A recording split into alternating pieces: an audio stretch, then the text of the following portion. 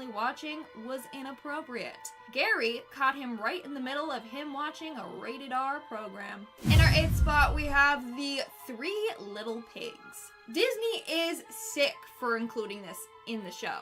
So let's take a look at the 3 Little Pigs. In one scene, we see the pigs singing and dancing in one of their homes. But beside them in the back is a framed picture of sausages. And we all know that sausages are made out of pig. To make matters worse, the frame is labeled as father. So their father got turned into sausages and eaten. In another scene, we see another framed piece of meat artwork. This time, it's a ham leg, and it's also labeled father. So the 3 Little Pigs' father was killed, hacked up, and sold as different meat items. Disgusted.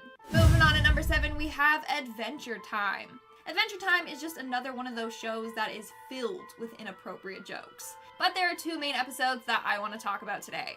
The first one being the episode titled, What Have You Done? In this episode, the Ice King accidentally infects all of the Candy Kingdom with an ice plague.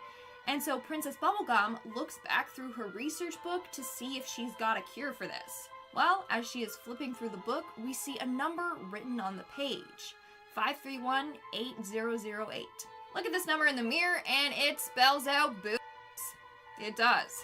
They also carefully place the dots in the numbers to represent, you know, come on, you get it. I don't have to say it. The next episode I'm going to be talking about is the one called Blank-Eyed Girl. Now this isn't as subtle as the last episode, but basically in this episode, Jake and Flynn are looking for the creepy stuff book. While exploring a shelf with many books, they come across one titled Butt Stuff. Again, I really don't need to explain this. Moving on to number 6, we have the Rugrats. Grandpa Lou from the Rugrats always creeped me out. And the next scene from the Rugrats proves that he's just as creepy as I always thought he was. So in one episode, we see Grandpa Lou babysitting Tommy and Chucky. He tells them that he rented a movie for them. He says, and I quote, "Let's get down to some real fun. I've rented you boys some movies." He then holds up a movie featuring the Reptar. And then he holds up the movie that he rented for himself. He then says, "But my personal favorite is Lonely Space Vixens." The movie that he's holding features a green-skinned female alien in a bikini. He then laughs and wiggles his eyebrows and says, "Now that's for after you go to bed." Ew! Ugh, I'm sorry, like that definitely wasn't necessary. Ugh, get that image out of my mind. We are now at our 5th and halfway mark with Dexter's Lab. For this show, let's take a look at the episode titled Nuclear Confusion. In this episode, Dee Dee steals an important part to one of Dexter's inventions, and then decides to make him go on a scavenger hunt before he can get the piece back. One of the clues told Dexter to look next door. So he goes there, and we see him in the kitchen with the neighbor lady. There, she offers him cookies, but drops one to the floor. She then goes to retrieve it, and written across her bottom is Dad's trophy. Just take that in for a moment, okay? Obviously, the next clue was for Dexter to go look at his dad's trophy. But we all know that that has a double meaning. Also, how the heck did Dee Dee manage to write that across her bum without her even feeling it? I'm concerned. In our 4th spot, we have the Krusty Krab. This next fact, or whatever you want to call it, has ruined SpongeBob for me. I can never look at the show again the same. So SpongeBob, as we all know, lives in an underwater town called Bikini Bottom. He works at the Krusty Krab. The Krusty Krab in Bikini Bottom. Just think about it, okay? Not only that, but there's also the Chum Bucket. Bikini Bottom has a Krusty Krab and a Chum Bucket. If I have to explain this, then you're too young to be watching this video. The creators really thought they were sly with that one. Coming in at number 3, we have Dexter's Assistant. How did we not catch on to this as kids? We were just so young and naive. Okay, in an episode, Dexter gets fed up with Dee Dee and decides to hire a replacement. He then hires a woman named Candy, a very tall and attractive blonde woman who is blessed in the chest area, if you get what I'm saying. At one point, Dexter asked her to dance around. She replies with, "Okay, but it's $50 extra." Also, the fact that they named her Candy? Come on. They made that too obvious. In our 2nd spot, we have the Genius. Here's another dirty reference from SpongeBob. Are we surprised? I'm not. So in the episode titled Texas, Sandy gets homesick and wants to go home. If you guys know, then you know. You're lucky we're keeping that in for you. Patrick and SpongeBob are trying to think of ways to make her feel less homesick. During this conversation, Patrick has a good idea, and SpongeBob says, "Patrick, your genius is showing." Patrick then panics and quickly covers his crotch area. What rhymes with genius? Yeah, you know exactly what he thought SpongeBob was referring to. I picked the software engineering program because they pay very well. It's a fast-paced industry. The boot camping. And in our number one spot, we have Rocco's Modern Life. This next hidden message was a little too much, and in the end, it ended up being cut out from the episode. So let's take a look at the episode titled Hut Saw-Raw. In the episode, we see Rocco picking berries from a bush. Upon picking one of the berries, we see a bear run out of the bush, whimpering while holding his crotch, implying that Rocco picked the wrong set of berries, if you know what I mean. Now, this scene did see air, but then it was edited out by Nickelodeon for future broadcasts, and for the Season 2 DVD release. But in Canada, they didn't bother to edit out, and they just let it play with this interesting scene still in it.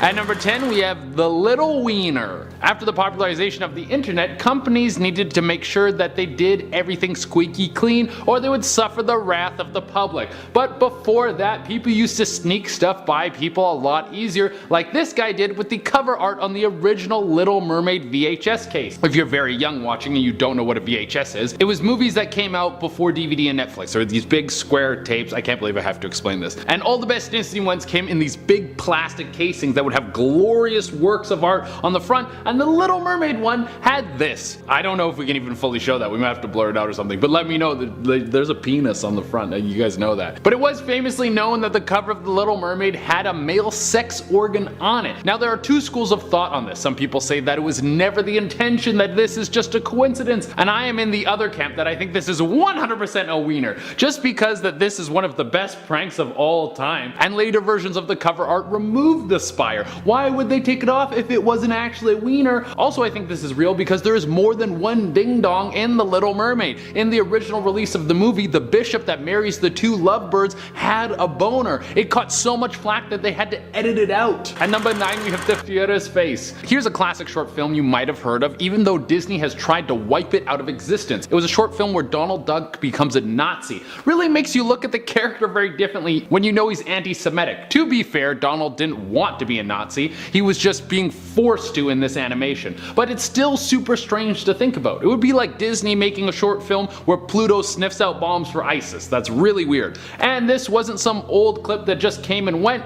This thing won an Oscar. I mean, it was making fun of Nazis, that's why everyone loved it, but it's aggressive imagery for children's characters. At number 8, we have Lilo and the Ring. Lilo and Stitch was a great movie. You know an animated movie is great when a great cartoon follows it. I love the cartoon too. But here's a fun fact about the voice actor who did the cute little voice for Lilo. She also played the creepy girl who comes to the TV in The Ring. That really changes the movie when you have to make that connection. Her voice seems so sweet and innocent. Now you can just see Stitch getting turned into one of those mangled messes by one of those demonic stares that comes out of that creepy monster. Ugh. At number 7, we have Beauty and the Beast deleted scene. As of late, Disney has been doing live action versions of their greatest hits, and in Beauty and the Beast there was a rather disturbing scene that got cut out. We all know that in the movie Beauty and the Beast, the prince's former workers get transformed into household items like clocks and candlesticks. But there's one character that got dreamt up that they even shot and CGI'd and everything, and then they cut it out. And this character was Monsieur Toilette. For those of you who don't speak French, that is Mr. Toilet. And he was in fact a toilet. When you see him,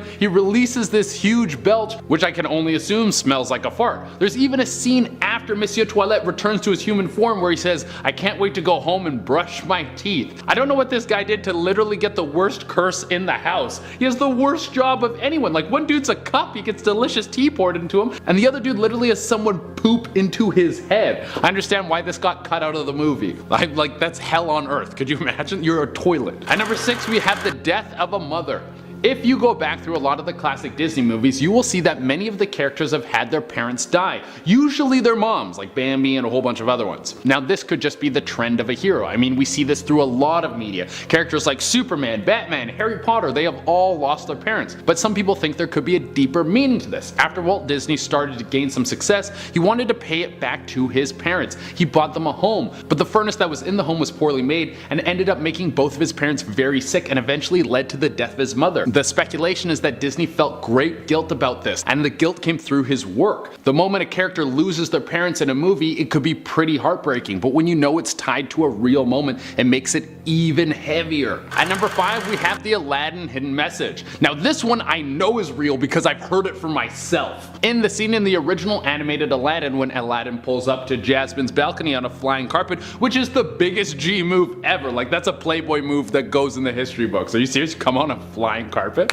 You're a boss, man. There's a line when Jasmine steps off the balcony onto the carpet. You have to turn the volume way up to hear it, but you can hear Aladdin say, "Good teenagers, take your clothes off." That is creepy. Who snuck that in there? Now, if you stream the movie on Disney Plus or if you have it on DVD, you won't find it. You have to have the original VHS version. In all of the versions, it has been removed, but as we've already covered, this isn't the only sexual message hidden in a Disney movie. I think there might have been a prank war between the animators and the people working behind the scenes to see who could get away with the most perverted message. Either that or there's just one creepy dude doing all of this. At number 4, we have Kiss the Frog. The Princess and the Frog was an amazing Disney movie. It featured a black princess and dipped into aspects of black culture not before seen in the Disney universe. But kids might have got the wrong message. Instead of seeing the movie as a destruction of race barriers, they saw it as a direct message that if you kissed a frog, you would get a prince. So a bunch of kids started kissing frogs. It led to 50 kids being sent to the emergency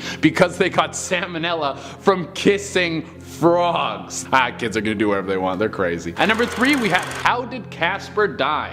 A little bit of an older character, but some of you may remember Casper the Friendly Ghost. A ghost who would hang around and make friends with other kids. But something that is glossed over with Casper is that he died as a child, and apparently it was from pneumonia. Jesus, that is dark. And then it gets even darker. The reason Casper has never moved on to the afterlife is because he wanted to stay back and keep his grieving father company so he didn't have to live alone. Oh my god, this takes the lighthearted story of Casper the Friendly Ghost and turns it into one of the most depressing stories of no hope. Not to mention Casper's dad isn't in any of the shows or movies. That means Casper had to watch his dad die while he was already dead. Oh my god, it just gets worse. At number 2, we have The Possible Truth of Finding Nemo. Finding Nemo kicks off with the classic Disney bummer. Marlin has his wife and almost all of his kids eaten by a barracuda. This leaves him with just one injured baby named Nemo and leads him to be an overprotective dad for good reason. But some people think that every fish died and Nemo is just Marlin's hallucination, something he created to deal with the loss of his family. The trauma of losing everyone was too great, so he made up an imaginary son instead of confronting his problems.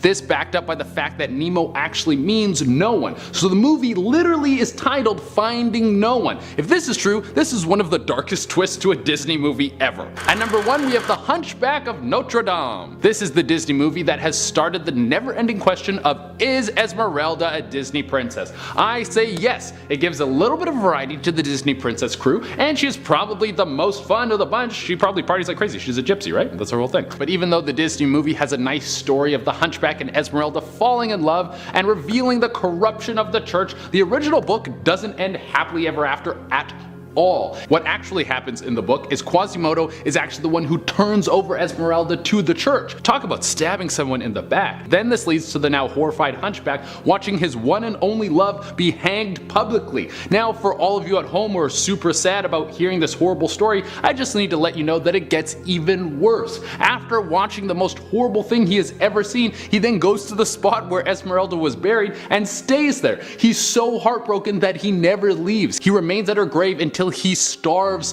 to death. Disney really put a fresh coat of happy paint on that one. That is a dark story. Starting off this countdown, we have Beauty and the Beast. Here's a film that surprisingly is based off of a real life story.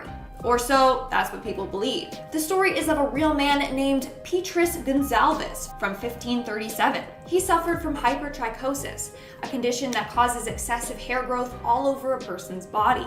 Due to his condition, he was captured as a child and treated like an animal or a beast. In fact, people locked him away in an iron cage and fed him animal food. And we all know that the Beast in Beauty and the Beast was locked away in his tower and treated like a monster as well. So now, try looking at that movie the same. Want to learn the exact rules and strategies the ultra-wealthy use to increase net worth and eliminate losses? Better yet, you too can access tax benefits that only the top 1% even know exists. Stick around and I'll show you how. First, a famous quote by Warren Buffett. Be fearful when others are greedy, and greedy when others are fearful. Buffett's philosophy about money may seem counterintuitive. As strange as this may sound, history has proven that the worst economic downturn is, at the same time, an opportunity to create true wealth. The type of wealth that you can pass on for generations because your money works for you. We've decided to create a wealth protection and creation package to show you simple strategies to protect your retirement savings from the current economy and bulletproof your hard-earned dollar for the future and your family's future. This wealth package has simple strategies that less than 1% of people even know exist. Here's the best part. This wealth strategy guide is free of charge. As one of the first people to access this excellent wealth kit, you'll have an opportunity to take advantage of an exclusive offer to access gold or silver worth up to $5,000 for free. No obligations, no fees, and it's tax-free. Imagine being able to sleep at night, knowing your financial future is in your control. Being able to spend more time with your friends and family and knowing that no matter what happens in the world, they'll always be taken care of even after you're gone. As a huge bonus, we've included a little-known tax strategy the ultra-wealthy uses to pay fewer taxes than everyone else. We're confident that our powerful wealth strategy kit will give you the knowledge and tools you need to take control of your financial future. So if this hits home with you, tap the screen and on the following page, let us know where to send this priceless wealth kit free of charge. You too can start building your generational wealth starting tomorrow.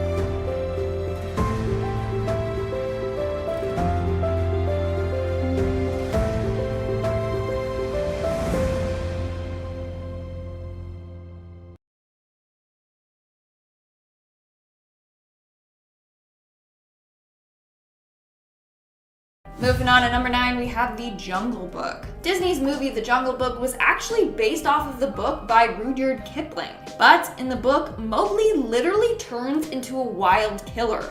So long story short, he ends up killing Shere Khan and then discovers that his parents have been captured in a nearby village. So what does he do? He destroys the village and kills a bunch of villagers.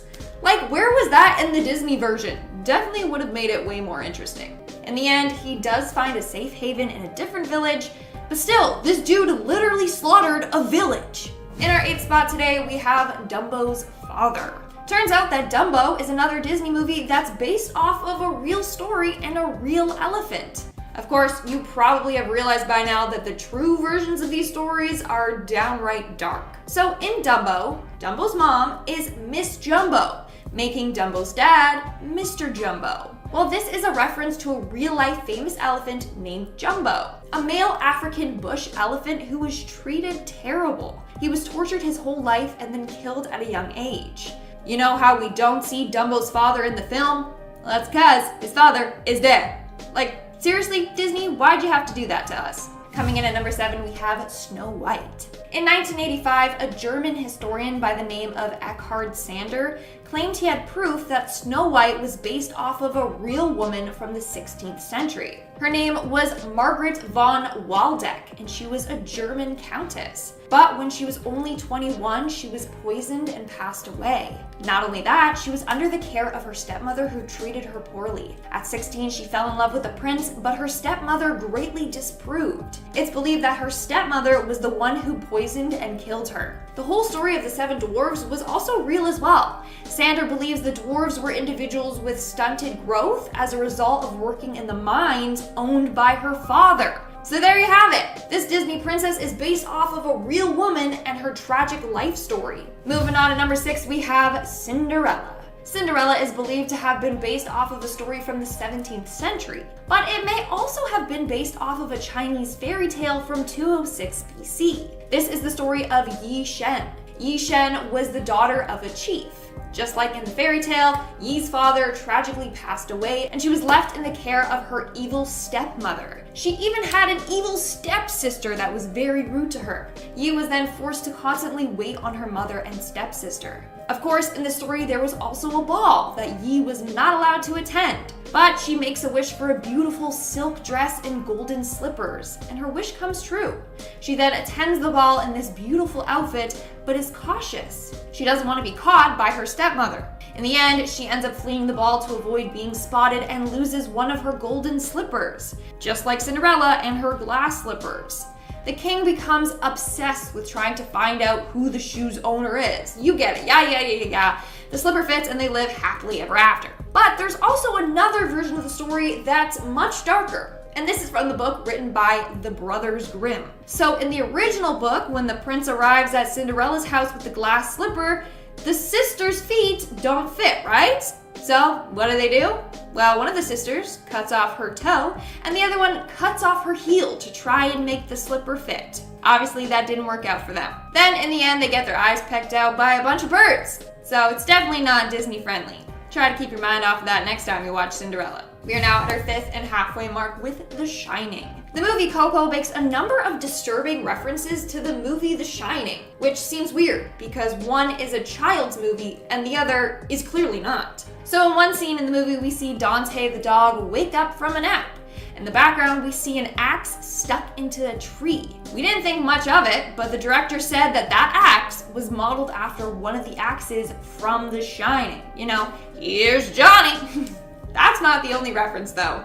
In the same shot, right behind the axe, there is a red drum. The director said this was a reference to Red Rum from The Shining, which then we know is murder backwards. So it's just creepy, okay? In our 4th spot today, we have The Hunchback of Notre Dame. I swear, this movie is based off of one of the darkest stories. So it was based off of the story by Victor Hugo. In this story, things get messy and Quasimodo fails to save Esmeralda, who is being hunted by authorities. In fact, he kind of hands them over to them by accident. And then it gets dark and he watches her get hung. In the end, he is so distraught that he goes to her grave and stays there until he starves himself to death. That's not all though. Years later, someone goes to open her grave and they find Quasimodo's bones laying next to hers.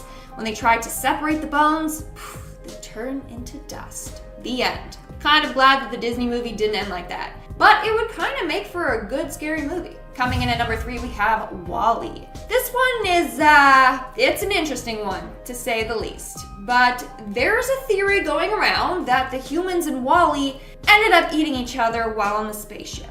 Yeah, you heard me. Let me explain. So in one of the scenes, it reveals to the audience that the humans were on that spaceship for longer than they had anticipated. They were only supposed to be there for about 5 years, but ended up being there for around 700 years. Okay, so how would they manage to have a food supply on board for that long? There's no way they could have. Here's another question.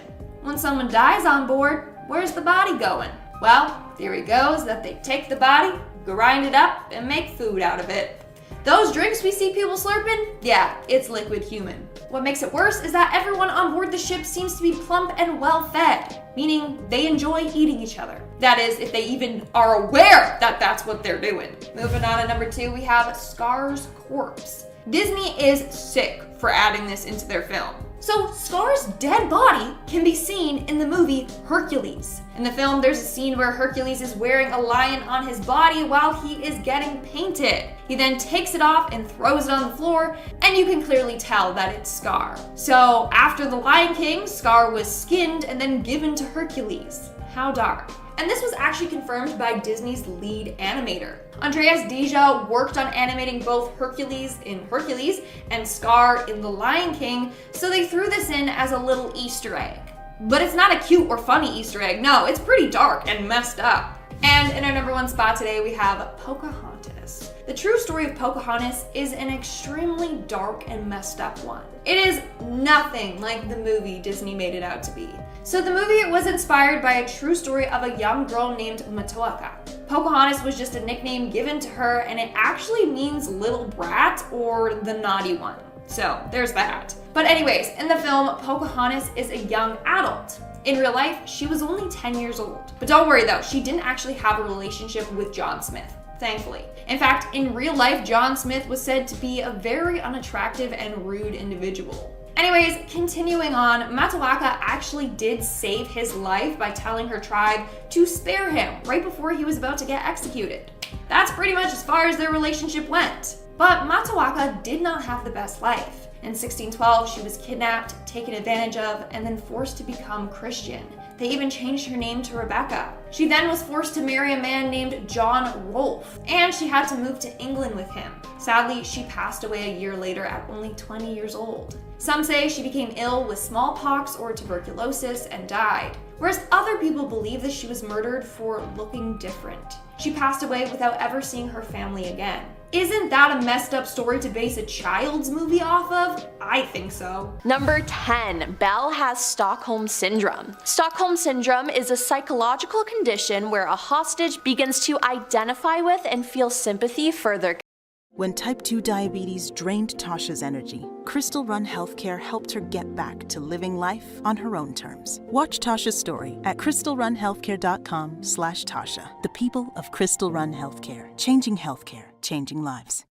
Captor. It's essentially a coping mechanism. Now, in Belle's case, she is held captive by the Beast in his castle. Over time, she begins to see the Beast as a kind and gentle creature, despite his outward appearance, and she eventually falls in love with him. This is likely due to the Beast's treatment of Belle, which is much different than how he treats his other servants. Belle eventually falls in love with the Beast, which is a perfect example of Stockholm Syndrome. So it's not real love, and this theory truly makes sense to me. Number 9. Gaston is a hero. Okay, just hear me out. This theory suggests that not only is Gaston the hero of the movie, he's actually the savior of the town and possibly all of France. The theory goes that sometime prior to the start of the movie, France was overrun with poultry. Helpless at the claws of the chickens, the people of France were preparing to abandon their country when a lone child stepped forward. In the song Gaston, he claims he ate 4 dozen eggs as a child, and as an adult, he now eats 5 dozen. The theory claims that Gaston ate all the chicken eggs and prevented them from overrunning the nation. However, this led to Gaston becoming addicted to eggs, which the movie establishes are not cheap these days. Now, what Gaston hadn't accounted for was developing an addiction to eggs.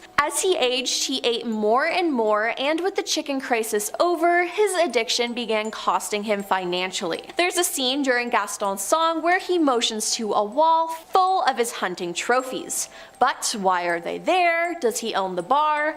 No, he sold them for egg money. The fact that he never brings up his egg addiction or his prior heroism can be attributed to another one of Gaston's defining character traits, his struggle to be emotionally open and his modesty. The theory is so funny to me, and with all the information in the film we're given, it seems like Gaston eats 21,840 eggs a year. But with his demise, what will happen to all the chickens? Will they take over again, and with this time no one to stop them?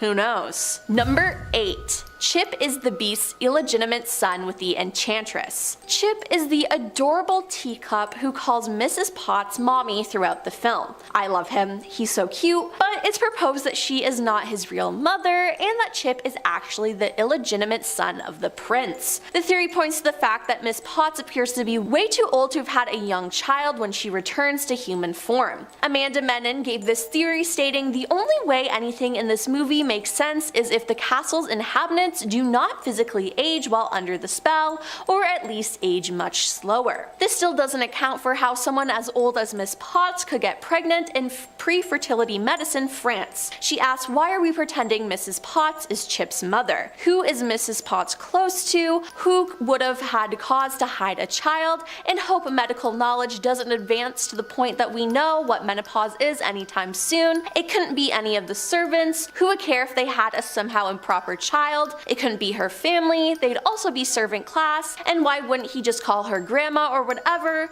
The only answer is the prince. So if Mrs. Potts is covering for the prince, who is Chip's real mother? The theory goes on to suggest that the enchantress actually seduced the prince and gave birth to his son, only for the prince to scorn her and take her child because he can't have any bastard heirs running around. Due to this, the sorrow and betrayal drove her mad, as opposed to just being offended that the prince didn't let a stranger into his home, and she cursed the castle and everyone inside, including her own child.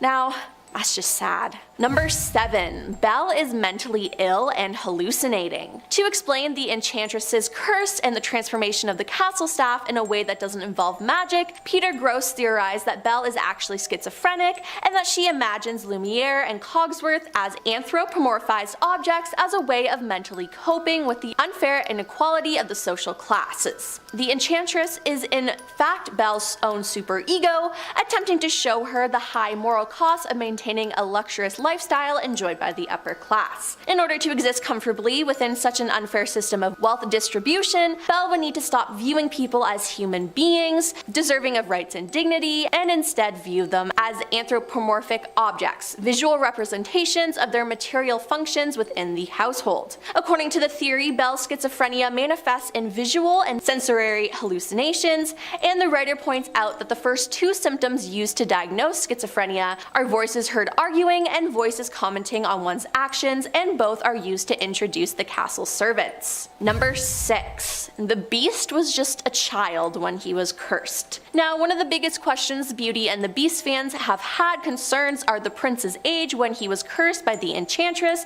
and turned into the Beast. The curse states that he will remain a beast until his 21st year. Writer Jenna Gilliam interprets this to mean his 21st birthday. Now, considering that Lumiere and Cogsworth later say they've been resting for 10 years, the prince must have been only 10 or 11 years old when the enchantress placed him under her spell. Jenna also points out that the 1997 direct-to-video sequel Beauty and the Beast: The Enchanted Christmas essentially confirms that the prince was a preteen child. Now, as a child, you were told not to talk to strangers, so if the enchantress asked to go in his castle and she looked frightening, it only makes sense that the prince would say no. Stranger danger, people. Number 5. The Beast is a figment of Belle's imagination. A Redditor came up with this theory, stating the early characterization of the Beast and Gaston are extremely similar: violent, brutish, boorish, ill-mannered, and neither one can read. Belle reads a book of fairy tales at the beginning of the movie that majorly foreshadows the plot twist of the movie to come. It's theorized that Belle brings home the book, and that's where her elaborate fantasy begins. Belle and Gaston are married immediately, and the entire rest of the film is Belle's fantasy of reforming her violent, ill-tempered husband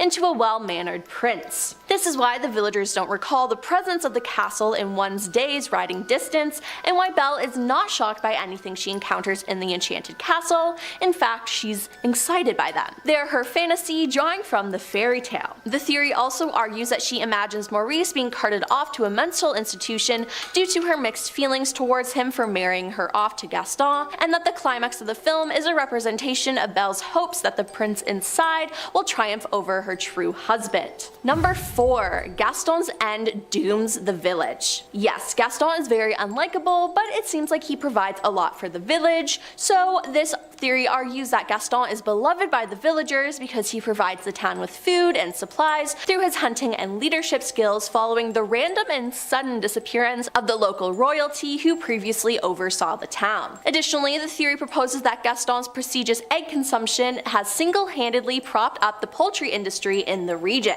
Therefore, his demise would lead to the suffering of his village under a reinstated monarch and the crashing of the poultry economy, which in turn would create a famine. Number 3. The Beast had 21 years to find true love. The curse states that he will remain a beast until his 21st year. Now there's been debates as to whether this means his 21st birthday or 21 years. This theory states that the spell the witch laid on the castle at the beginning of Beauty and the Beast was not referring to Prince Adam's 21st birthday, but the spell would last. What's going on here? Can't you see we're having a meeting? Do you have a legendary hero? No, but what about it? Give him 777 draws. Plus 5 legendary heroes. Wait! Why are you so generous? That's because you're playing their real zombie survival game, State of Survival. As long as players download the game through this video, they'll get 777 draws for free. Plus, you can enter the gift code GETLUCKY.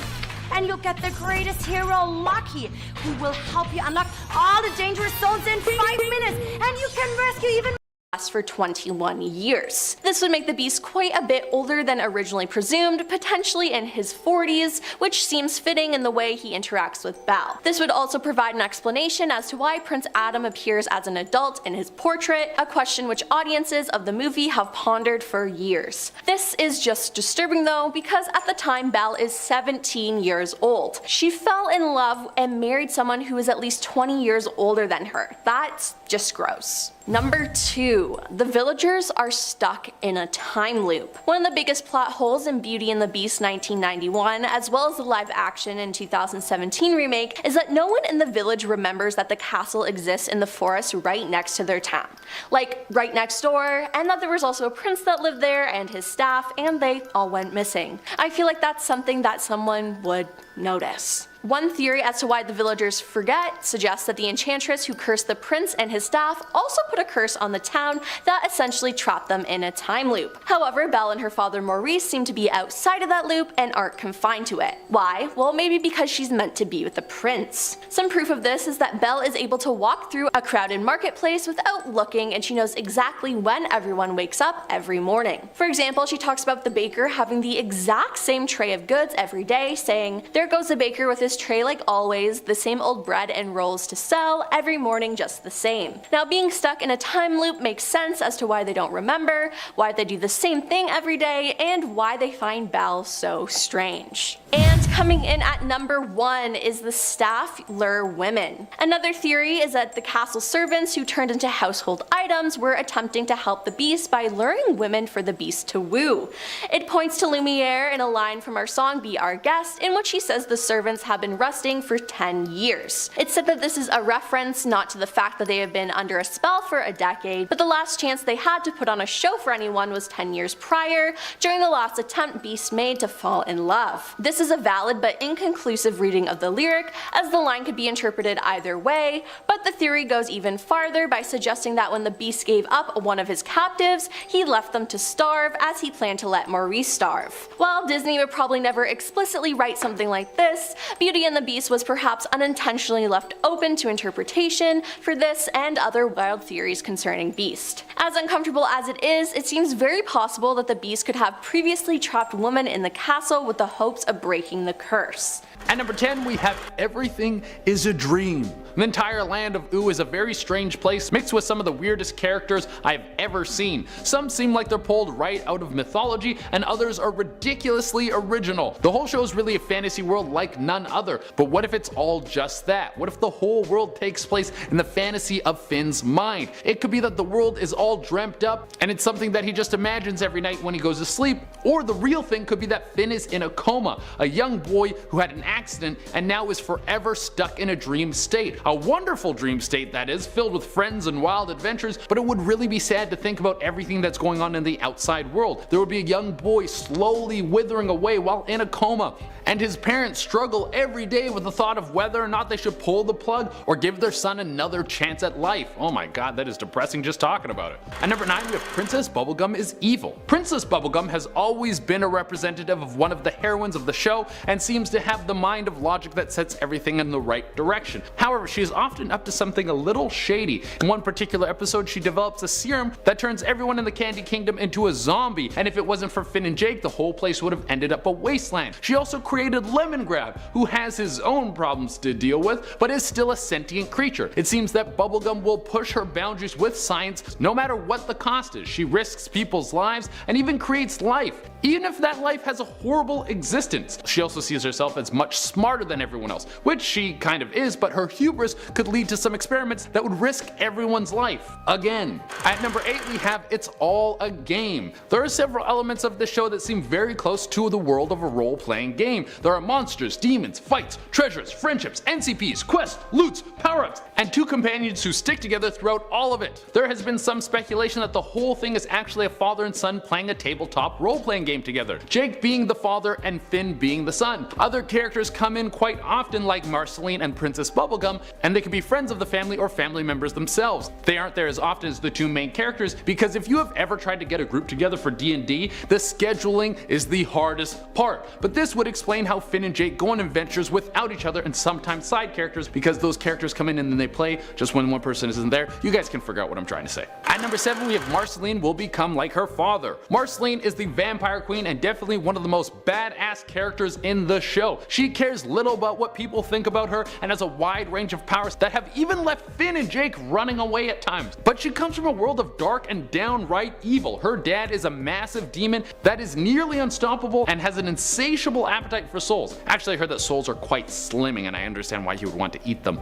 But what if his evil demeanor isn't something that was taught to him, but it is hereditary, and it is only a matter of time before Marceline is consumed by her dark genetic code. She becomes the queen of darkness, and then it's up to Finn and Jake to take down one of their best friends. That would be a twisted, dark fate. At number 6 we have the Lich still resides in Finn. The Lich King and Finn have had a back and forth battle for a long time, with the Lich even finding his way to work his demonic presence into Finn's mind, with the 2 sharing such a deep connection, and with the Lich already showing that he has the ability to connect to Finn's soul. Maybe the battle between the 2 isn't over. What if the Lich is waiting for himself and Finn to get stronger, and then when Finn is the greatest hero around, he will use his power to take control of the Adventure Time lead and maybe even the whole planet. At number 5 we have Susan and Finn are related. One of the struggles that Finn is constantly faced with in the show is the fact that he's the last human. It must be weird to be outnumbered by people who are made entirely of candy. Not a bad thing, it would just get a little lonely, I think. Well, there was an introduction of Susan. She was an extremely strong and agile character who wore a cat hat and looked a lot like Finn. She lived with fish people, and for a while it was thought that she too was one of these fish people, but until it was revealed that she was actually human like Finn. Some people speculate that these last standing humans could be related, and even Susan could be Finn's mother. Some evidence that backs this theory up is the reason that Susan lives with the fish people is because she and Finn were separated while out at sea, and then that is where Finn gets his deep dark fear of the ocean from. This would be an extra nugget of the show, and also very interesting and also depressing. Being separated from your mom. That is very sad. At number 4 we have real nuclear war. Throughout the show there's the reference to the Great Mushroom War, which seems to have been a massive nuclear war that basically destroyed everything that was the former Earth. All of the history and everything that people once knew was completely wiped out, except for a few zombies that were left behind walking around seen in certain episodes. Well, some people think that the land of Ooo is actually a parallel version of Earth, a world where the Cold War didn't stay so cold and someone fired nukes off and then got nukes in return, which led to a wasteland, and you know the rest of the story. It's an interesting viewpoint on the show, and it makes it a little easier to connect to the characters. I feel closer to them thinking that they once lived in a world that's just like ours. At number 3 we have Princess Bubblegum is from the Mushroom War. How old is Princess Bubblegum? Well, no one really knows the answer, but we can be sure that she is very, very old. We know that she has been around forever, has barely aged, and some very old characters like the Ice King and Marceline have known Princess Bubblegum for a very long time. There have been theories passed around that PB was once a human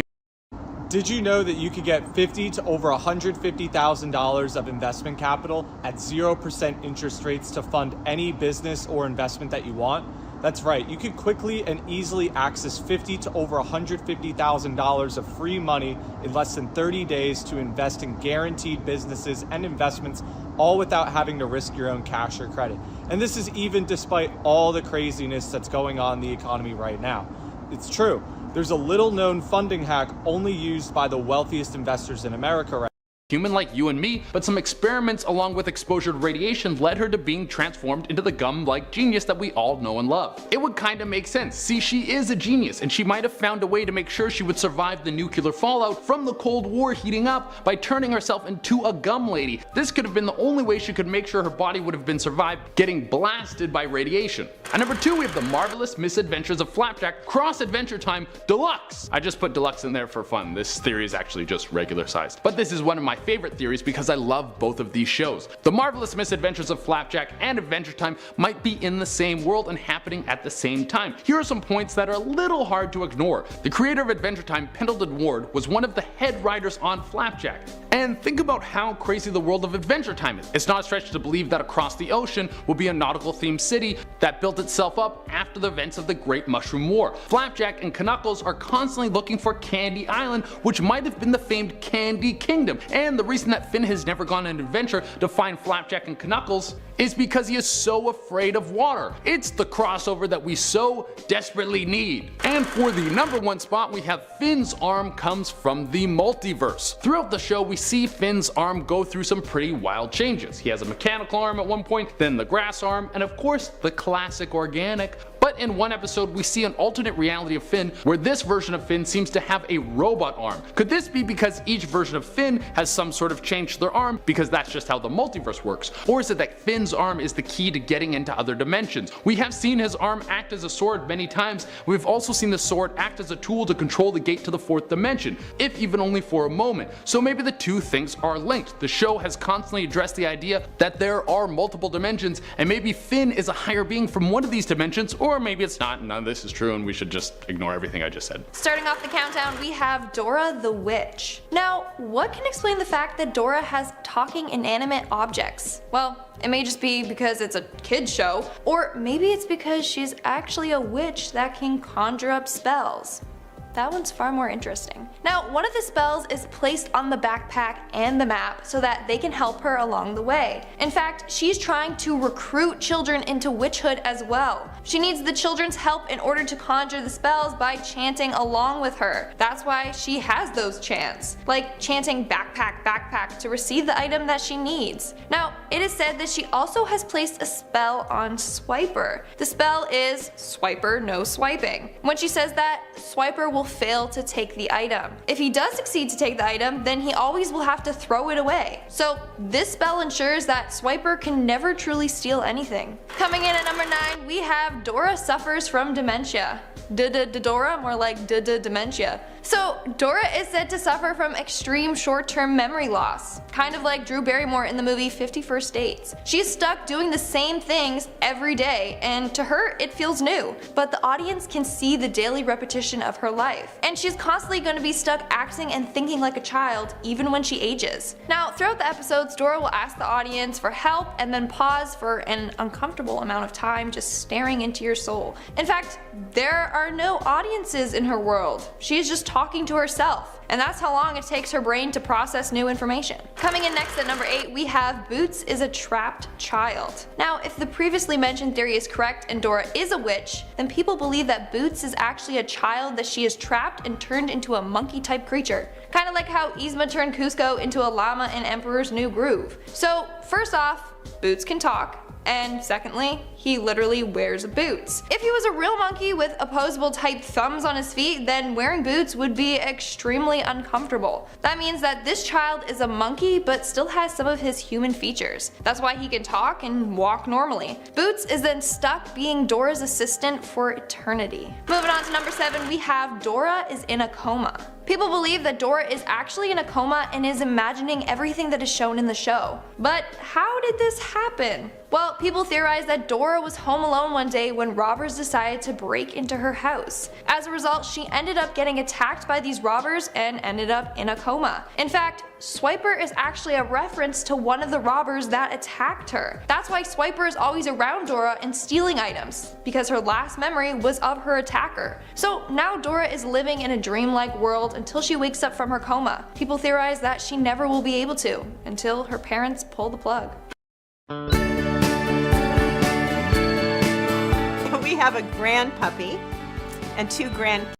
In our 6th spot, we have Swiper is a human. Now, people believe that Swiper was actually a man who then got turned into a fox. So this theory surrounds the idea that Swiper was once a poor peasant. He wasn't the nicest man, and as a result for his bad behavior, Dora punished him by turning him into a fox. Now, why would Swiper constantly want to steal items but not keep them? Because he just always throws them away right after. Seems like a complete waste of time.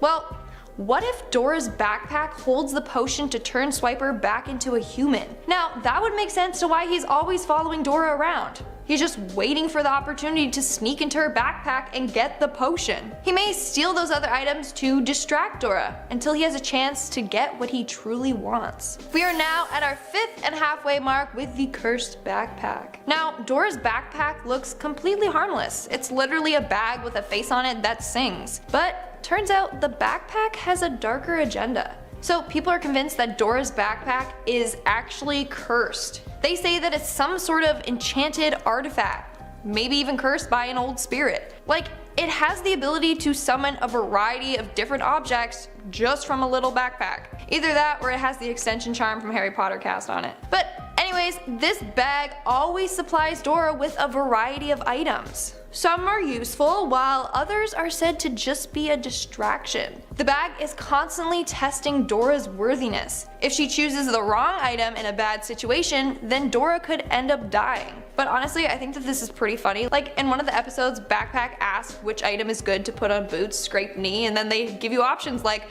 rope, a band-aid, an umbrella, scissors. Like, yeah, just I'm gonna take the umbrella and put it on the cut, and it's kind of funny. In our 4th spot, we have the theory that Dora has schizophrenia. Dora spends her days roaming around, going on adventures that she is completely making up. But she's convinced that everything she sees is all real. This includes a blue bull, a light purple and yellow monkey, and a giant red chicken. Ever notice why the animals are all unusually colored? Well, it's because Dora is delusional. She imagines that her town is a rainforest and that she can talk to animals and inanimate objects. In fact, Boots is said to be one of her doctors. He follows Dora around observing her behavior and makes sure that she doesn't get into any trouble. But Dora imagines Boots as a monkey that wears boots. Dora is also never seen going to school. Well, that's because her case of schizophrenia is so severe that she can't go to school. Moving on at number 3, we have Dora is suffering from a terminal illness. Poor Dora, apparently she hasn't got a lot more time to live. So this theory revolves around the idea that Dora is very sick and her adventures are all in her imagination. So Dora is said to be so sick that she isn't allowed to leave her house. She suffers from an illness that causes a child to be born with a big head, which explains why Dora's head is unusually large. Now, as a result of her sickness, she isn't allowed to leave her home. The adventures that she goes on are just the stories that she makes up from playing with her toys. Her toys are a stuffed animal fox and a monkey and the doll that she considers herself. She wishes that she can be adventurous and brave, so she just created this doll as someone who she wants to be. Now, she made her stuffed animal fox the personification of her illness, because her illness is literally swiping away years of her life. In our 2nd spot, we have Dora is an undercover spy. Hard to believe that this little 8-year-old girl could be a spy, but there are a lot of reasons why people believe it. So people believe that this show takes place in the 1960s. This was during the Cold War when there was the whole Cuban Missile Crisis. Now, people believe that Dora is assigned to find out information on the nuclear missiles in Cuba. Dora, as in D-O-R-A, is said to stand for Designated Operative Recon Agent. Now, Dora is always seen on specific established paths. She never actually explores unknown locations. That's because she already knows where she needs to go. And her talking map?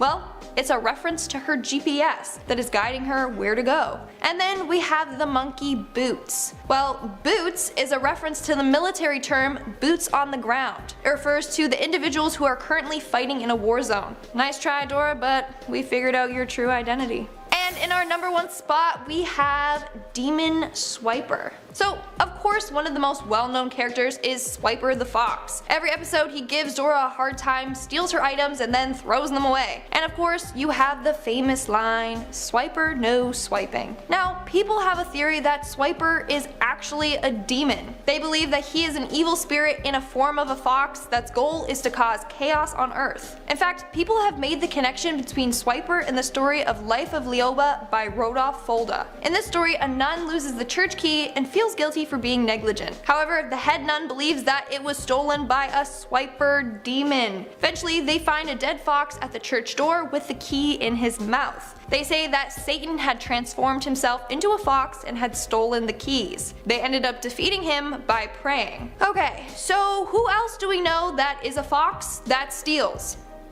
Swiper. That means the phrase "Swiper no swiping" is a command that repels Swiper so he can't steal. Therefore, Swiper is a demon. Starting things off, and at number 10, Nemo doesn't actually exist. I hate to be the one that bursts your bubble, but as it turns out, Nemo might have been just a figment of Marlin's imagination. In Latin, the word Nemo literally translates to nobody. Do you guys think that maybe the writers are trying to add a dark element to this movie? Because if we're taking that into consideration, Finding Nemo means finding nobody. How sad is that? The Reddit user takes things one step further because it is the internet. Do you guys remember the scene where Marlin's wife and children die? Yeah, I try to block that out myself, but let's just say that all of his family actually are murdered by the Barracuda. That means Marlin had a hard time coping with his loss, so he imagined that he had a child named Nemo to help him, with his depression. How bleak is this? Marlin's wife left him, and this sad theory brings us to number 9. Forget everything you thought you knew about Finding Nemo, because, well, this theory is about to shatter everything. Reddit user Black Hat Samurai 1 believes that Finding Nemo starts off a lot differently than what we are led to believe. Apparently, everyone survived the Barracuda attack, but while Marlin was passed out, his wife realized that he forced them to move to a dangerous neighborhood and that Marlin is actually a terrible father, so the wife packed up all her fish things, took the kids, and left Marlin without saying goodbye. But she left her only child that was disabled because she felt like she wouldn't be able to take care of him. I mean, wow, is this real life right now? What the heck? I think Marlin's wife is the one that's evil and a very terrible mother. I mean, who does that? Number 8, Marlin is taking advantage of Dory. Throughout the majority of the movie, Marlin and Dory are on a crazy adventure, to find his son Nemo, right? Well, according to this theory, Marlin used to know Dory when they were younger. He always had a crush on her, but he was too scared to approach her. Over the years, Marlin became so obsessed with her, and he wanted her all to himself, so he came up with a plan to capture her. But this plan backfired, and he actually caused the accident that led to her amnesia. Once she was able to roam around the ocean again, Marlin made his move and introduced himself to her. And now he basically uses her for whatever he wants, and the sad part about it is that Dory has no idea what's truly going on. The 5 stages of grief. Do you want a satisfying, remote-friendly job that pays well?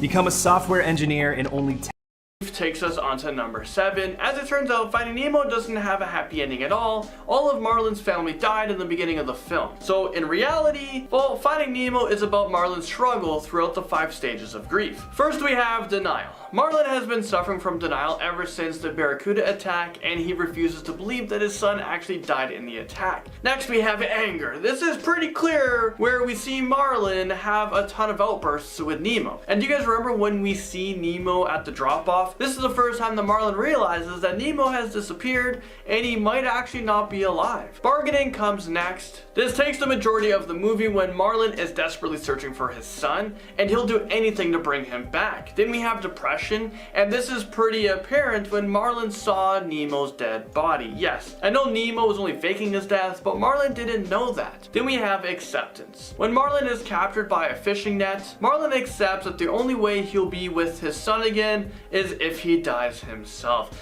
I don't know about you guys, but I'm pretty sure that I'll never be able to watch this movie ever again. It's just not the same after, hearing about this. Number 6. What really happened to the fish from P. Sherman's fish tank? The tank gang were the fish from the dentist's office. You know, the fish that helped Nemo make it back to the ocean? But the last time we see them, they're floating in baggies at the end of the movie. I'm pretty sure that whenever we buy a fish from the pet store, they tell us that you should keep the fish in a bag and place it on top of your aquarium water for about 15 minutes and then release them into your tank just so the water levels, the temperature can get as close as possible. And according to Google, fish can survive in a plastic bag for about 7 days. I'm pretty sure the tank gang had no way of escaping from those plastic bags. Oh, and during the Finding Dory post-credit scenes, we see that the tank gang is still in the same plastic bag as the original movie, and they traveled all the way to California. Wouldn't they just run out of oxygen? And wouldn't they be starving? Oh, and their water, it has to be full of waste as well. There's no way it's that clear. So I think that the tank gang wouldn't be able to survive in real life, and I think that they actually died from either,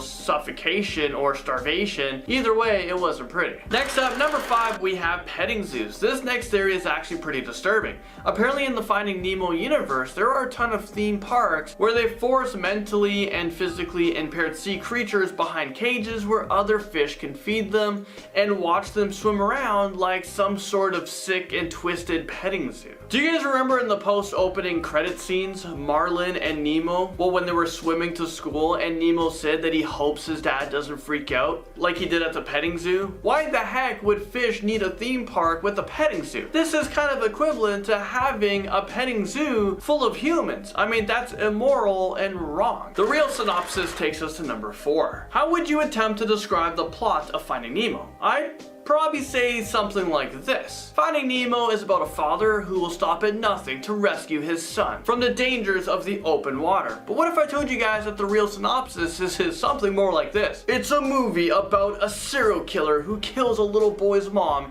and all of his other siblings. And the attack left a little clownfish with a disability, and in a sudden turn of events, the boy gets kidnapped and the dad goes on an adventure to find and save his lost son with the help of a mentally disabled woman. So you're telling me Finding Nemo is about serial killers and kidnapping? I mean, that's it. I'm officially done here. How do we get past this dark theory, and how do we watch Nemo again after learning about all this? Well, next up, number 3, we have Bruce is the son of the shark from Jaws. Yeah, that's right. Our favorite vegetarian shark, Bruce, might be the son of the shark from Jaws. Apparently in the set of Jaws, there were a bunch of shark models that were used for filming. All of them were named Bruce. In Finding Nemo, Bruce never knew his father, and it's actually pretty common for great whites to leave their infant children behind since they can swim at birth. Also, Bruce is a part of a support group that goes against being mindless killing machines. Maybe his mother told him who his father was and he vouched to never be like him. Or maybe his father left his family because he wanted to terrorize and eat humans. You know what? I'm just glad that Bruce isn't anything like his father, or else Finding Nemo would be an entirely different animation. I'm not sure Pixar would be behind that one. Dory's memory loss is caused from a traumatic incident she had when she was young, and this theory brings us to number 2. I mean, have you guys ever wondered what happened to her? Well, throughout the entire film, we obviously know that Dory is struggling with some form of amnesia or short-term memory loss, but we don't really know what happened to her. All we know is that Dory wasn't born with this condition. So what could have caused her to suffer from her debilitating memory loss? Maybe Ellen DeGeneres just forgot her lines and that's what happened. Well, one theory suggests that she was physically abused by her parents every day. She grew up in a really bad household where her parents didn't love her and they took out all their frustrations on her. So Dory could be struggling with, a combination of repressed childhood memories and a physical impairment on her brain that is causing her to lose her short-term memory. Let me know if you guys have other theories about that one in the comment section below. How did Dory lose her memory? Number 1, Marlin only wanted to find Nemo so that they can reproduce. reproduce. Okay, now I can officially say that I'm scarred for life. At first we thought this is a story about a father and son relationship, but things took a turn for the worse with this theory. In a clownfish colony, a male and female are in control. So in Finding Nemo, Marlin is a dominant male and Coral, his wife, is a dominant female. But when a dominant female of the colony is removed,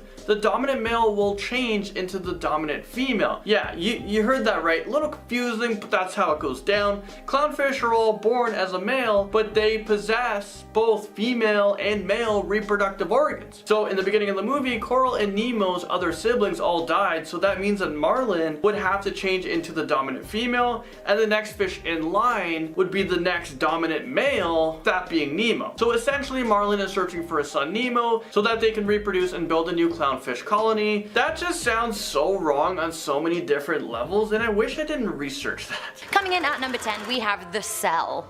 It seems that Elsa's parents weren't so great after all. Sure, they kept it in her room, but that was for her own good and her sister's safety, or so they probably justified it to themselves. But did they have a much darker plan B? So this theory centers around the cell in the royal family's castle that Hans locks Elsa up in. It has special chains that lock her hands up inside them, making her powers pretty useless. The only thing is that Hans doesn't actually know about Elsa's hands at this point, so he couldn't have been the one that commissioned that design feature. Were Elsa's parents behind the custom cell? Were they planning on locking up their daughter and stunting her power if she ever got out of hand? If so, that's pretty dark. Coming into number 9, Tarzan is Elsa and Anna's brother. Apparently this insane theory has actually been confirmed. So the theory goes that instead of dying in a shipwreck as we believed, Elsa and Anna's parents survive and are washed up on an island. Their mother didn't realise that she was pregnant when they set sail, but she soon realised that she was carrying a baby when they reached dry land. Their dad, the King of Arendelle, was no longer concerned with titles, he just wanted to keep his family alive. The theory goes that he built a treehouse in the jungle for his wife to give birth to the baby boy, a young There's one simple hearing hack anyone can use to improve their hearing virtually overnight. Did you know that hearing impairment younger sibling for Elsa and Anna? This boy was Tarzan. Just when you think that actually this sounds like a way happier ending, let me interject. They still die, horribly. Instead of drowning in a shipwreck, they are savaged by a leopard.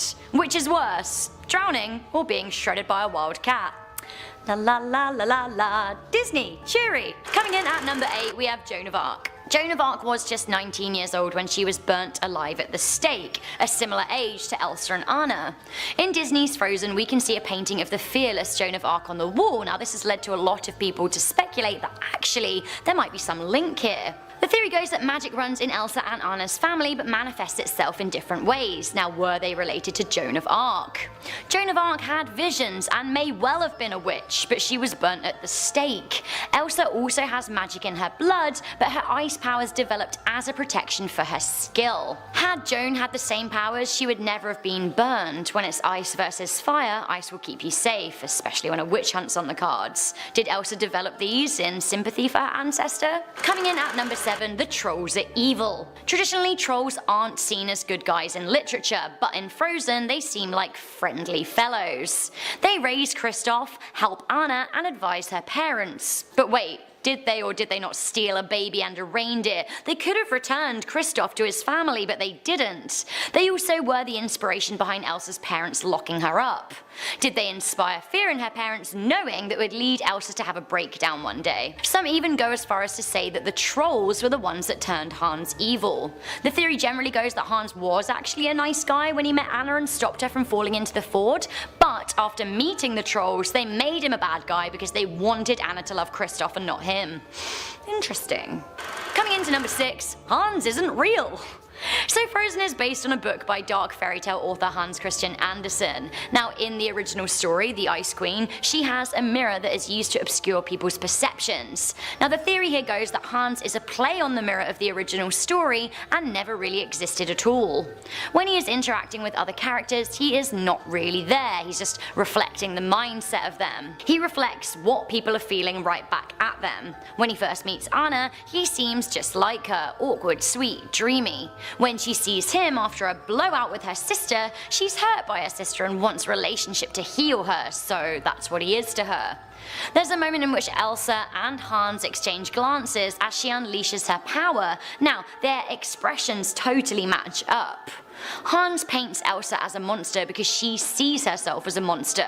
Now the theory goes on and it's posted on Imgur by Tasty Brain Meats. It'll mess with your mind, but honestly, it's worth a read. Coming in at number 5, Anna has fire powers, she just hasn't used them yet. The theory goes that a sorcerer gave Elsa her powers, whether it was a curse or not, you can decide. Now this theory seems to actually think that it was a curse. Anyway, both Elsa and Anna were cursed with powers, only Elsa has realised that she can use them. Elsa has white hair, icy icy. Anna has red hair, fiery fiery. Elsa is winter, Anna is summer. Cool. The only thing is that these powers are, well, powerful.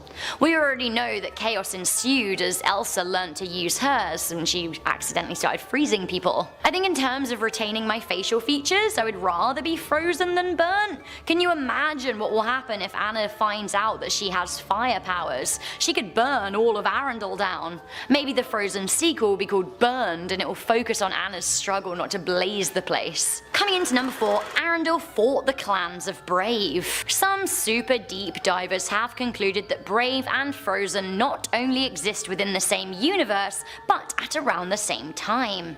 Redditor the Jarvie said that Arundel, which is likely on the Norwegian coast, is a new settlement that came after a war with the medieval Scots.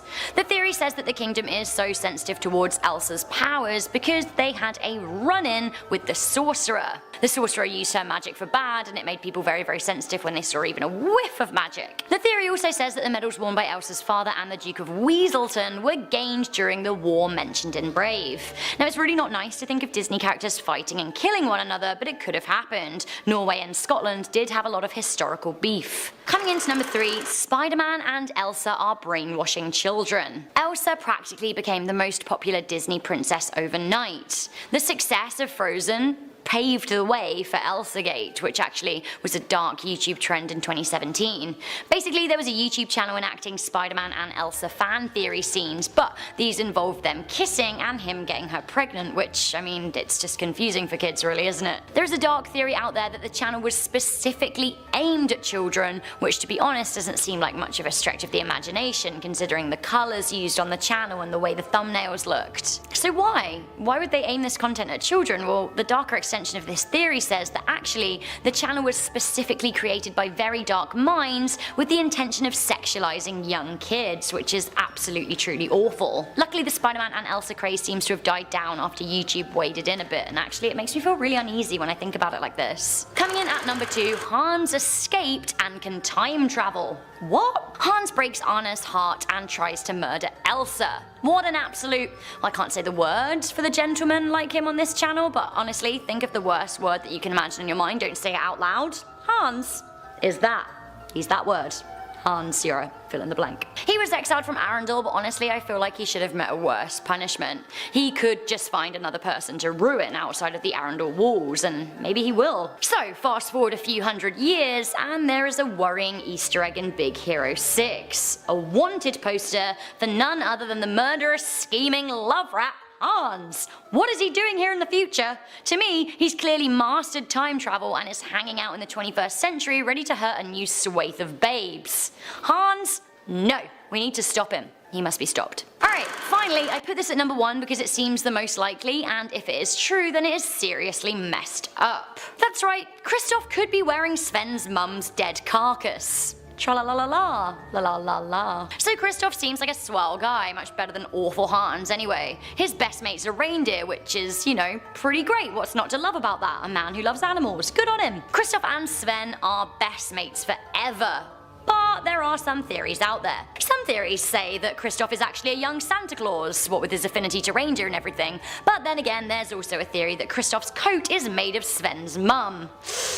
Right.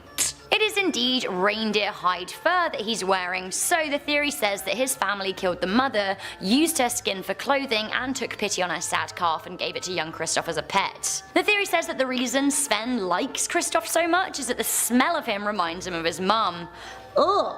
Honestly, how awful. Coming in at number 10, we have Dale Gribble encountered Kang and Kodo. If you are a fan of King of the Hill, you will know that Dale Gribble is one of the biggest conspiracy theory nuts of all time. Pretty much every episode he has some crazy idea about what could be possibly going on in the world. One of the biggest things that Dale is obsessed with is the idea that aliens exist and that they have been to the planet before. Some fans think that they met up with Dale just to mess around with him, but not just any aliens. Some people think that it was Kang and Kodo from The Simpsons. This is backed up by the episode where the King of the Hill characters make a cameo in The Simpsons. This means that the two shows exist in the same universe if we are judging by normal crossover rules. Now, as far as we know, there haven't been any official aliens spotted in the King of the Hill universe, but Kang and Kodo are in The Simpsons all the time. So they might have come down to mess around with Dale a little bit to make him the crazy character that we all know. Wow.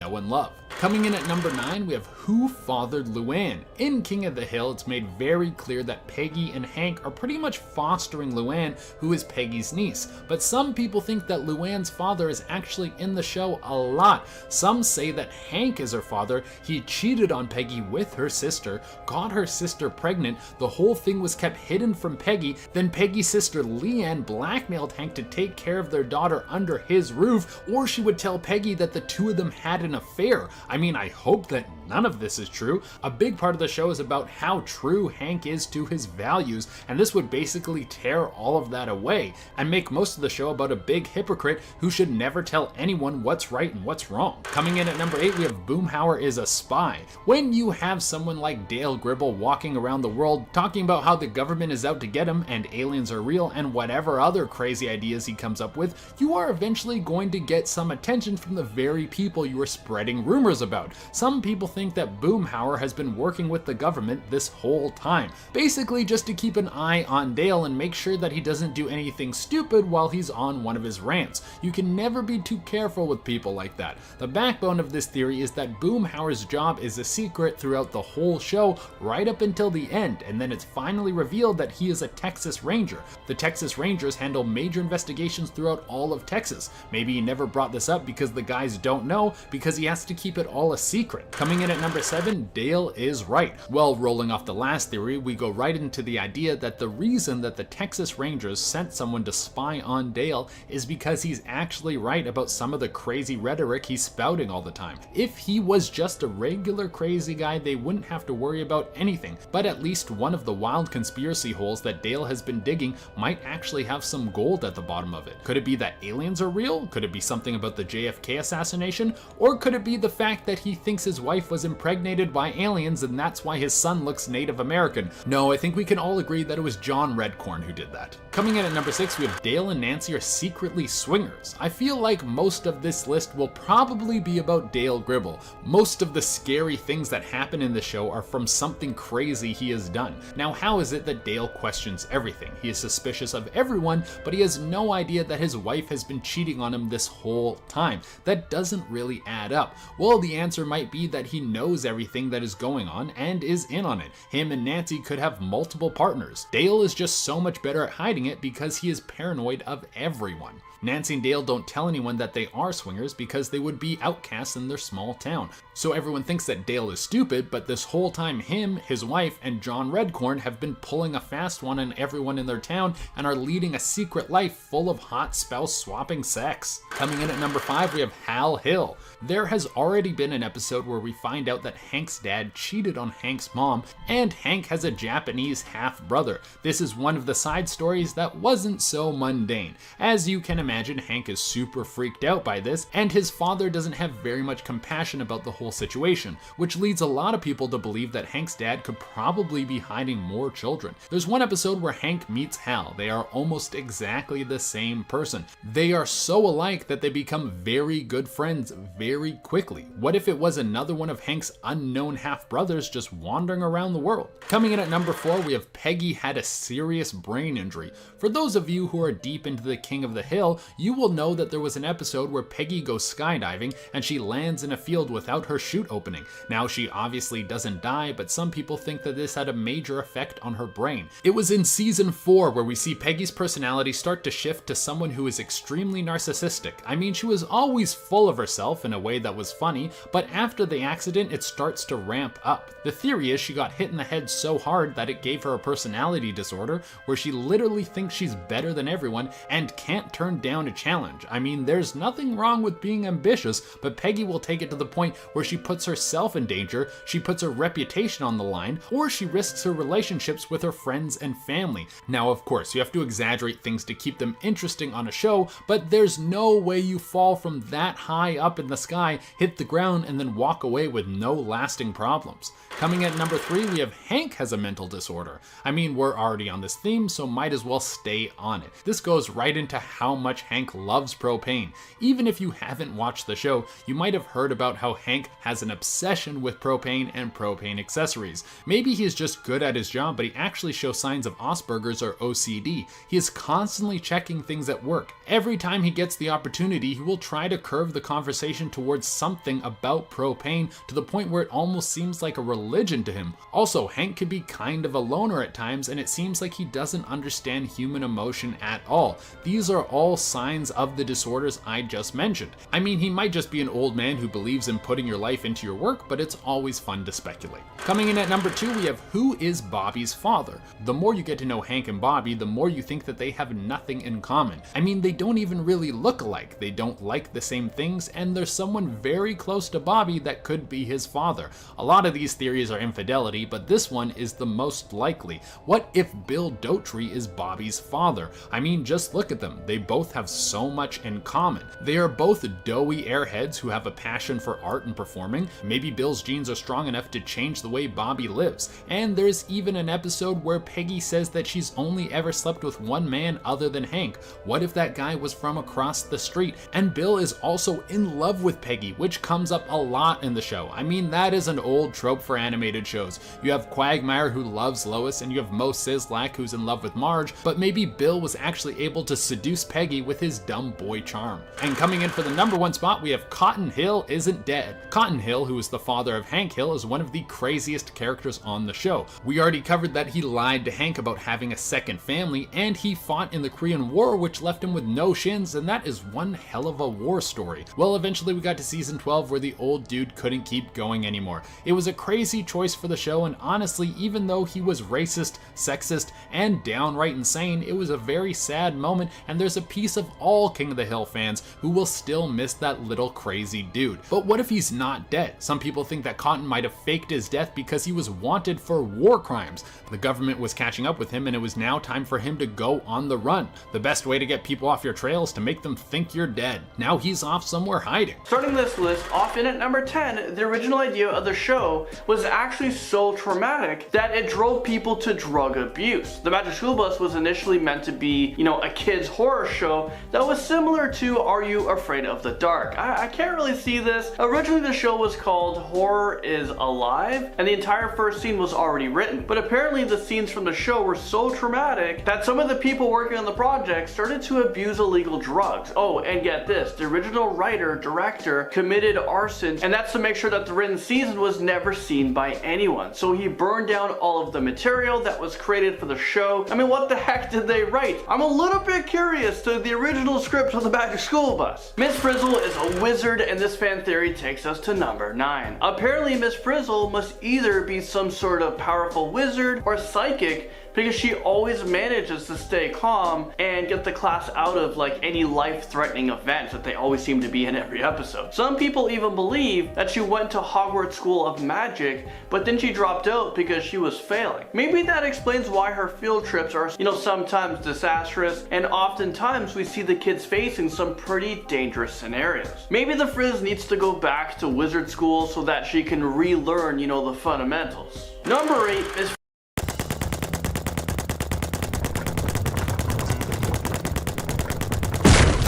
Frizzle was basically a child abductor. Think about it for a minute. Miss Frizzle told the parents that she would be taking them on, innocent field trips. Sometimes she says that she was taking them to the zoo or the planetarium, when in reality she was taking them to outer space or Antarctica. If you were these parents, wouldn't you be super upset? I know I would be. She's lying to these parents and taking them on these crazy field trips where they have an 88% chance of dying or losing a limb. I mean, she's exposed them to radiation, hypothermia, and some other pretty intense situations. I bet the majority of the time she didn't even get the permission slips from the parents. Or maybe like she's forging them herself. It seems like she kidnapped them during the day and made sure that they were back when school was over. I mean, what's stopping her from kidnapping all of these kids and never coming back? I mean, the police would never be able to find her. Miss Frizzle is basically the Tony Stark of her time, and this takes us to number 7.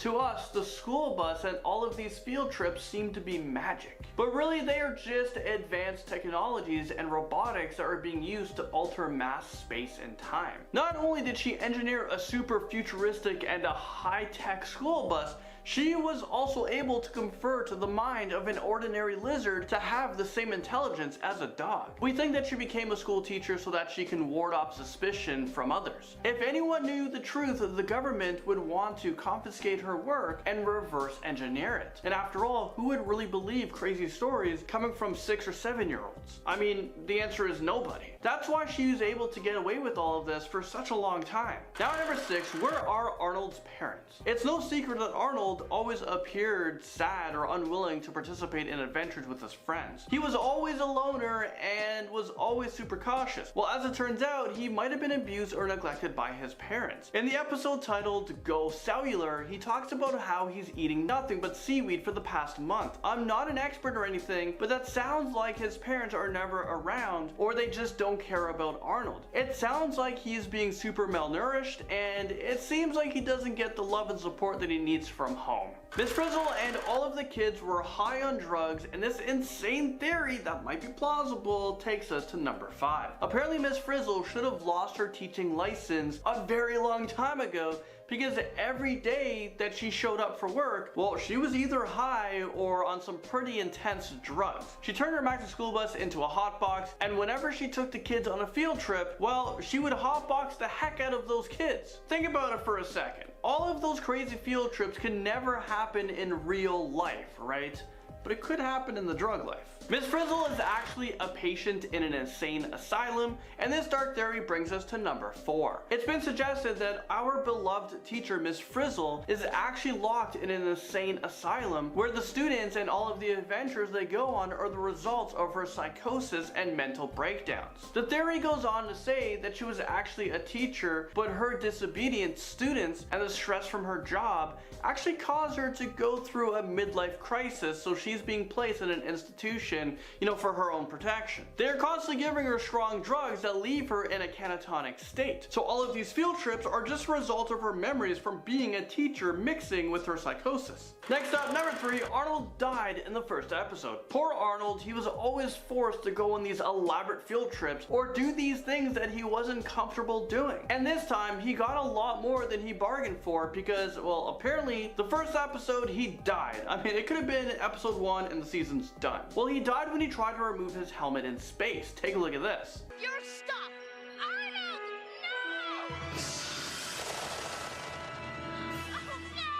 No! Is this real life right now? I don't know. Maybe Arnold should have read the fine print on his permission slip, or better yet, Miss Frizzle should have taught them some common sense and to never remove their helmet while in space. Number 2, the kids are being sexually abused. This theory is pretty dark, and I'm sorry if I ruined your childhood for you, but doing the research ruined my childhood. There are a bunch of episodes where the kids go on field trips and witness multiple species during their reproductive time. Take for example the episode from season 1 called Going Upstream. There's your answer, Carlos. What? Is he some sort of car wash? No. Don't eggs have to be fertilized by the males before they can grow and hatch? The kids are converted into miniature size and they're put into salmon eggs. Later on, you can see that the male salmon ejaculates on the eggs while the kids are still in there. So what if these kids were actually being sexually abused on field trips and they just come up with these wild stories, as a way to cover up from the trauma, and their parents never believe them? Miss Frizzle is a cold-blooded murderer, and this takes us to number 1. Alright, so it's speculated that Miss Frizzle is involved with a top secret organization who built and manufactured a magic school bus. Miss Frizzle would take her students on crazy field trips so that she can test their endurance and strength. The weaker students would be brutally murdered, while the remaining students would be taken to a secret laboratory to have their minds erased. The organization and Miss Frizzle would teach these kids to be cold-blooded murderers who were trained to take control over Earth. This would explain why her class was so small. Not everyone made it out alive. Starting off this countdown, we have the Society. Theory goes that every character in Zootopia represents a different aspect of society. For example, the sloths working at the DMV represent how slow that place always is. Then you have Mayor Lionheart, who represents the fact that figures of power tend to hide secrets from the public. In the movie, he knew all about the animals that turned savage, but was hiding this information from the town members. Then you have the police force, aka the boys club. It highlights how the police force is a male-dominated profession that doesn't take female officers seriously. And lastly, you have the hamsters. In the film, you see a bunch of them dressed identically leave their work office and all move in sync. Well, they highlight the typical life of a 9-to-5 worker. They all have the same lifestyle, which includes waking up, going to work, going home, going to sleep, and it's just a continual cycle. They eat, sleep, and breathe work. Moving on to number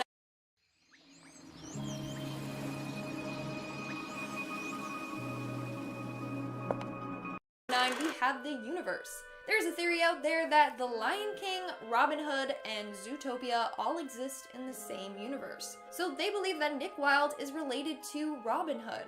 He is one of Robin Hood's descendants. Then they state that Mayor Lionhead is related to Simba and King Richard and Prince John from Robin Hood. The Lion King shows the events between the predators and the prey that occurred before Zootopia. Then eventually, the animals evolved, and Lionheart became the mayor to carry on his descendants' visions. Moving on at number 8, we have the stereotypes. There were so many stereotypes prevalent throughout this whole film. For starters, the most obvious stereotype is that bunnies can't be cops. In fact, Judy is often made fun of for being a bunny cop, and no one takes her seriously despite her qualifications.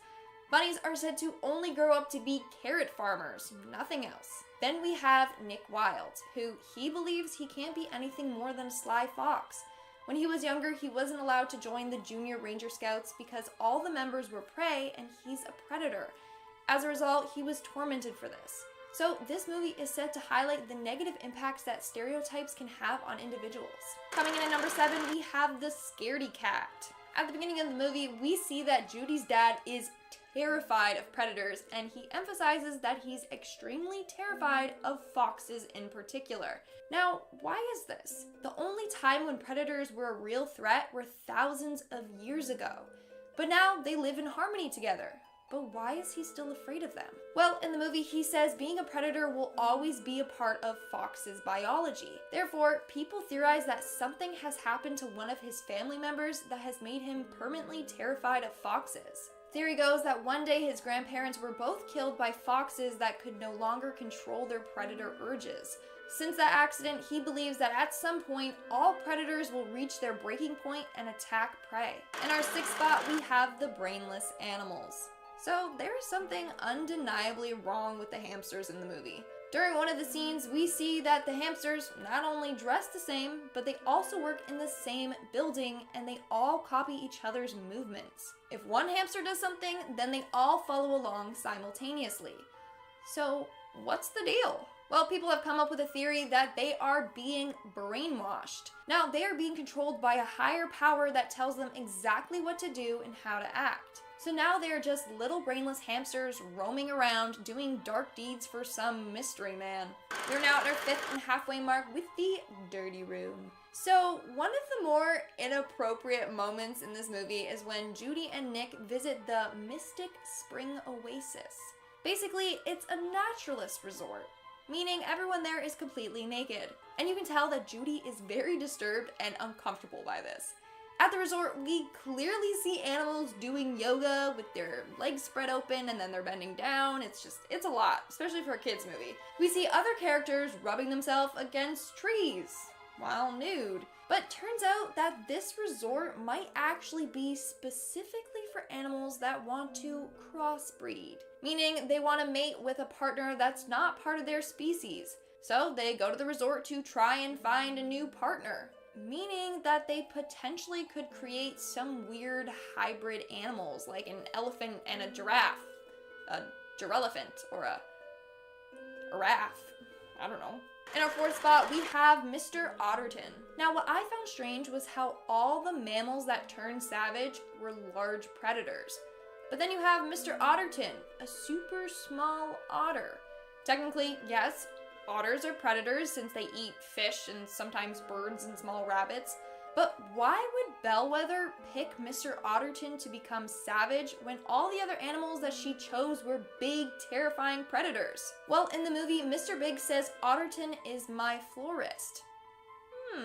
Well, it seems like Mr. Otterton might have been able to link the night howlers to the predator's savage behaviors. Since he's a florist, he would know a lot about night howlers and their effects on animals. So it may just be that Bellwether targeted him so that he wouldn't interfere with her plans. What a clever little villain. Making our way down the list at number 3, we have the abusive relationship. So at the beginning of the movie, we find out that Judy is rooming next to a couple named Bucky and Pronk. They are a gay married couple. Jared Bush, co-director and writer of Zootopia, confirmed this by posting on Twitter saying they are a gay married couple. But they don't yell at each other because they're gay. They yell because they're real. Well, it seems like they're in an abusive relationship. They're constantly yelling at each other and arguing. They seem very unhappy in their current situation. And I mean, it doesn't seem healthy at all. Jared's tweet made it sound like these characters are based off of a real couple that he knows, meaning that their abusive relationship is potentially real. Moving on to number 2, we have the abandoned hospital. When Judy and Nick follow their leads to Cliffside, they discover all of the missing animals. They are all savage and are locked behind cages. But the first room that they broke into is a little strange. It was an abandoned hospital room with old beds pushed to the side. So what was this room originally used for? Well, this theory states that the room used to be where experiments were being done on predators. Back in the day when they were trying to strip predators of their ways, they would take groups of them and run experiments on them. Basically, they wanted to see that if they removed a piece of their brain, would it remove their biological need to attack prey? It's also the place that they would contain any animal that they believed were slipping back into their old savage ways. And in our number 1 spot, we have the corrupt cop. The Reddit user LM Red Wolf did some detective work for this next theory.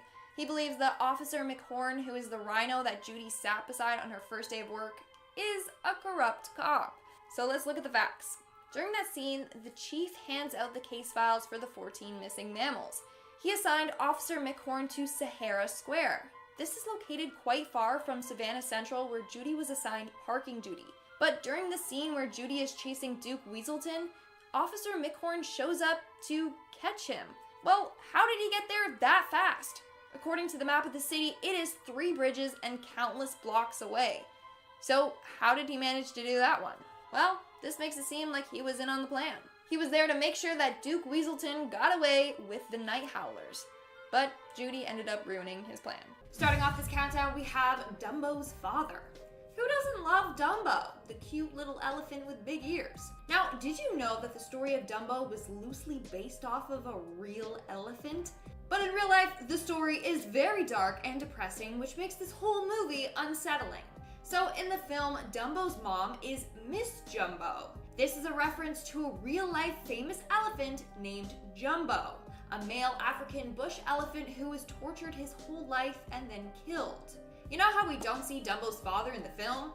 Well, that's because his father is the real-life Jumbo, meaning we don't see Dumbo's father because he's dead. Way to go, Disney. Way to ruin this movie for us. Moving on at number 9, we have the spinning wheel. Aurora from Sleeping Beauty isn't the only princess that has to look out for a dangerous spinning wheel. Rapunzel from Tangled has to as well. In one scene, we can see the spinning wheel in the background of Rapunzel's room. Hey, maybe her and Aurora are related somehow. I don't know, they just both have blonde hair. Anyways, why would this deadly spinning wheel be in her home? Maybe Maleficent is coming after her too. Or is Mother Gothel actually Maleficent in disguise? These are the hard-hitting questions, people. Coming in at number 8, we have the West Wing. I can no longer watch Beauty and the Beast the same after learning about this Easter egg. So obviously everything is alive in Beauty and the Beast. From the furniture to cutlery and dishes. They're all alive because of the witch's curse. Here's the thing. In the scene where Belle goes to the West Wing, we see the whole room is littered with broken furniture and torn paintings, etc. Remember, the furniture is alive, but this furniture isn't. Meaning, the Beast must have murdered a bunch of his servants or something like that. All those broken pieces of furniture, in reality, are dead people. So Belle literally stumbled upon a murder scene. Isn't that just peachy? Totally ruined the movie for me.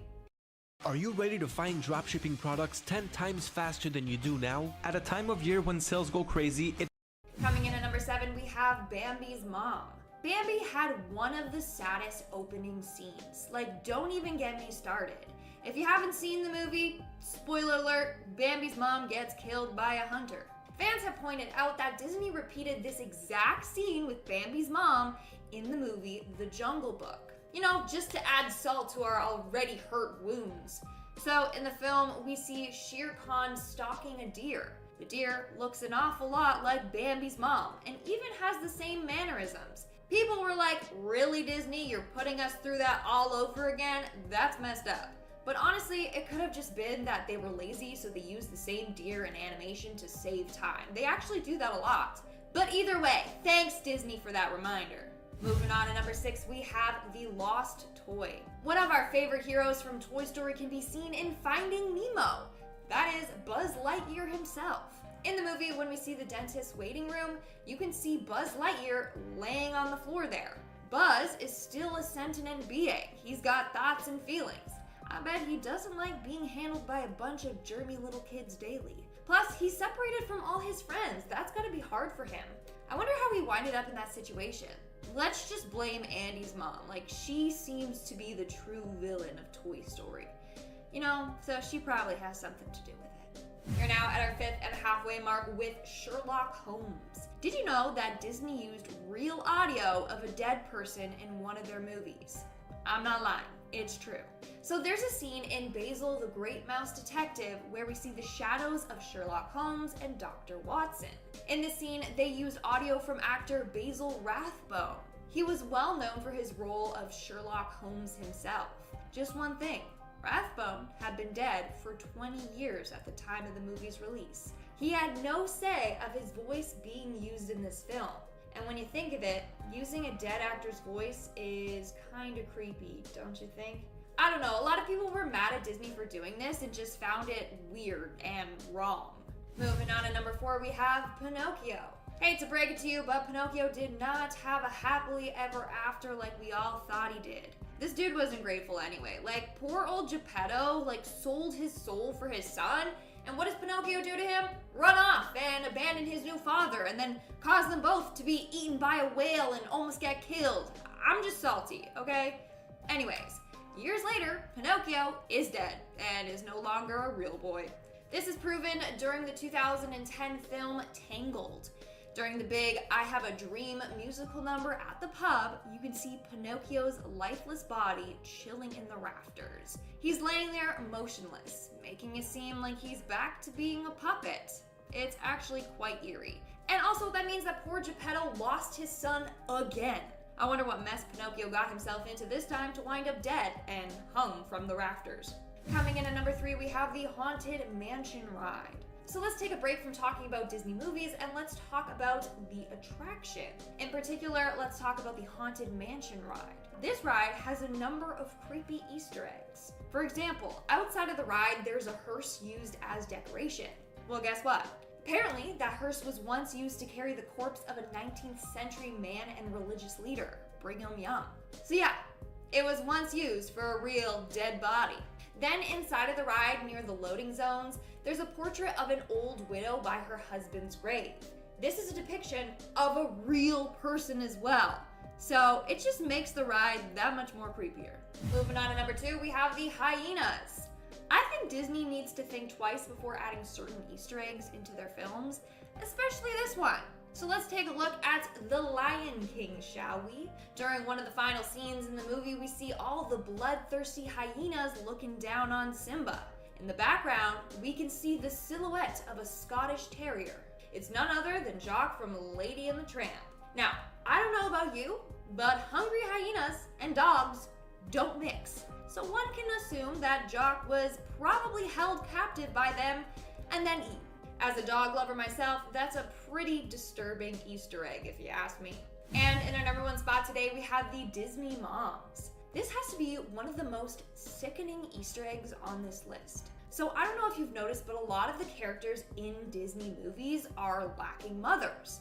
Like Belle, Ariel, Jasmine, they don't have moms. Bambi's mom gets killed, Simba's mom dies, you get it. Well, this was done purposefully by Walt Disney himself. It's because he blamed himself for the death of his own mom. After the success of Snow White, he bought his parents a home as a gift. Sadly, due to a gas leak from the furnace, his mother died of asphyxiation. His father almost didn't make it. Since he was the one that bought his parents the home, he thinks her death is his fault. He felt so guilty that he couldn't even bring himself to put mother figures in his own movies. That is so sad and dark. Starting off this countdown, we have Scar's corpse. The Lion King's character Scar can be seen in Hercules, but he's not alive. No, they show his dead body, which is pretty dark, Disney. Sheesh. So in Hercules, there's a scene where Hercules is wearing a lion on his body while he's getting painted. He then takes it off and throws it on the floor, and we can clearly tell that it's the body of Scar. So after the Lion King, Scar was skinned and then given to Hercules. How dark. And this was actually confirmed by Disney's lead animator. Andreas Deja worked on animating both Hercules and Scar in The Lion King. So they threw this in as a little Easter egg. In our ninth spot, we have The Shining. And if you guys are liking this video so far, why don't you hit that thumbs up button? Because it really helps us out and I appreciate it. Stephen King's The Shining was referenced an awful lot all throughout Toy Story, which is super wacky.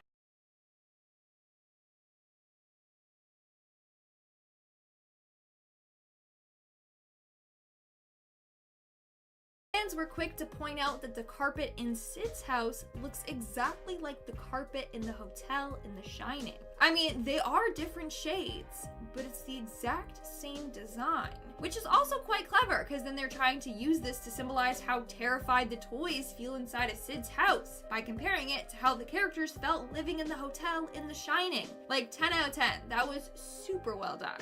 But that's not all. There was another reference to The Shining, but this time in Toy Story 3. They used the number 237 a lot throughout this film. 237 is referenced to room 237 in The Shining. This number can be seen on the license plate of a garbage truck, on a message Woody sent to a toy whose code name is Velocitar 237, and on the side of a security camera in Sunnyside Daycare. In fact, one of the editors on the film admitted that these were all references to The Shining. I mean, it's kind of a weird movie to reference in a kid's film, but whatever. Moving on at number 8, we have Melted Olaf.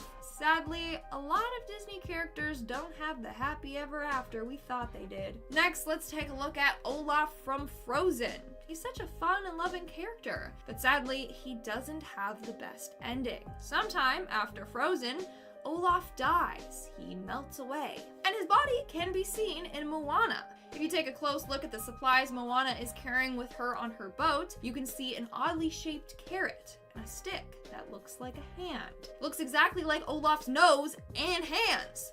So Moana was using his nose as food and his arms as a possible fire starter for her mission. Well, that's dark.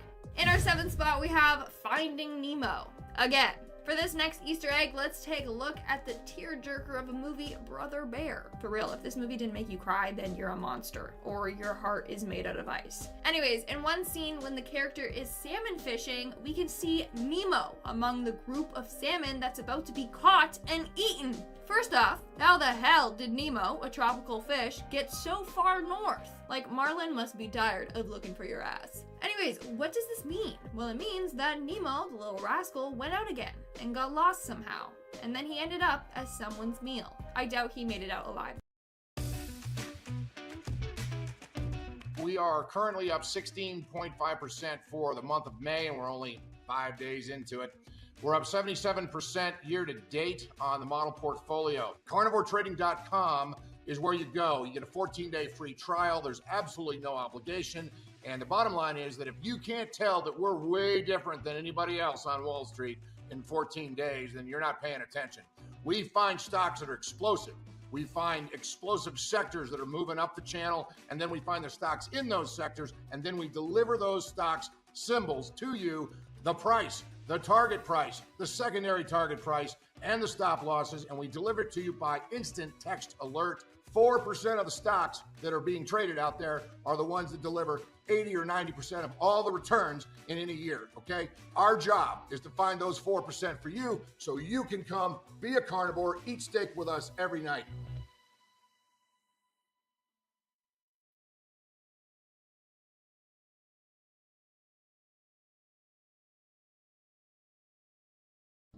At Patio Enclosures, our customers tell us that our sunrooms have become their favorite room of the home. But don't take our word for it.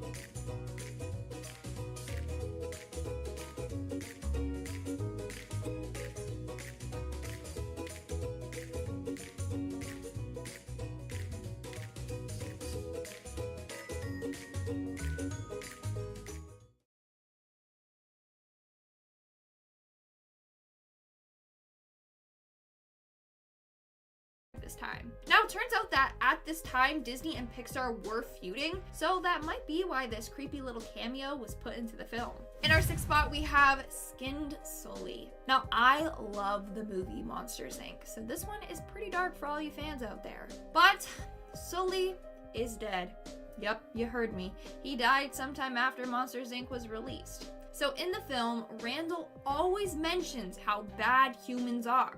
At one point, he says that humans skin monsters and make toilet seat covers out of their fur. Sadly, this foreshadowed the fate of Sully. In a Toy Story short called Toy Story Toons, Partysaurus Rex, there's a scene where we see a kid taking a bubble bath. And it just so happens that in the bathroom on the toilet seat is a fuzzy Sully seat cover. So Randall was right. Humans do skin the monsters and turn them into toilet seat covers. Poor Sully, he ended up being skinned alive. I wonder what happened to Mike then.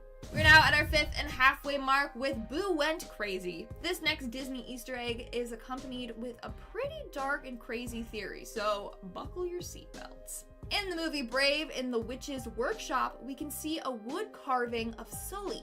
Why would that be there?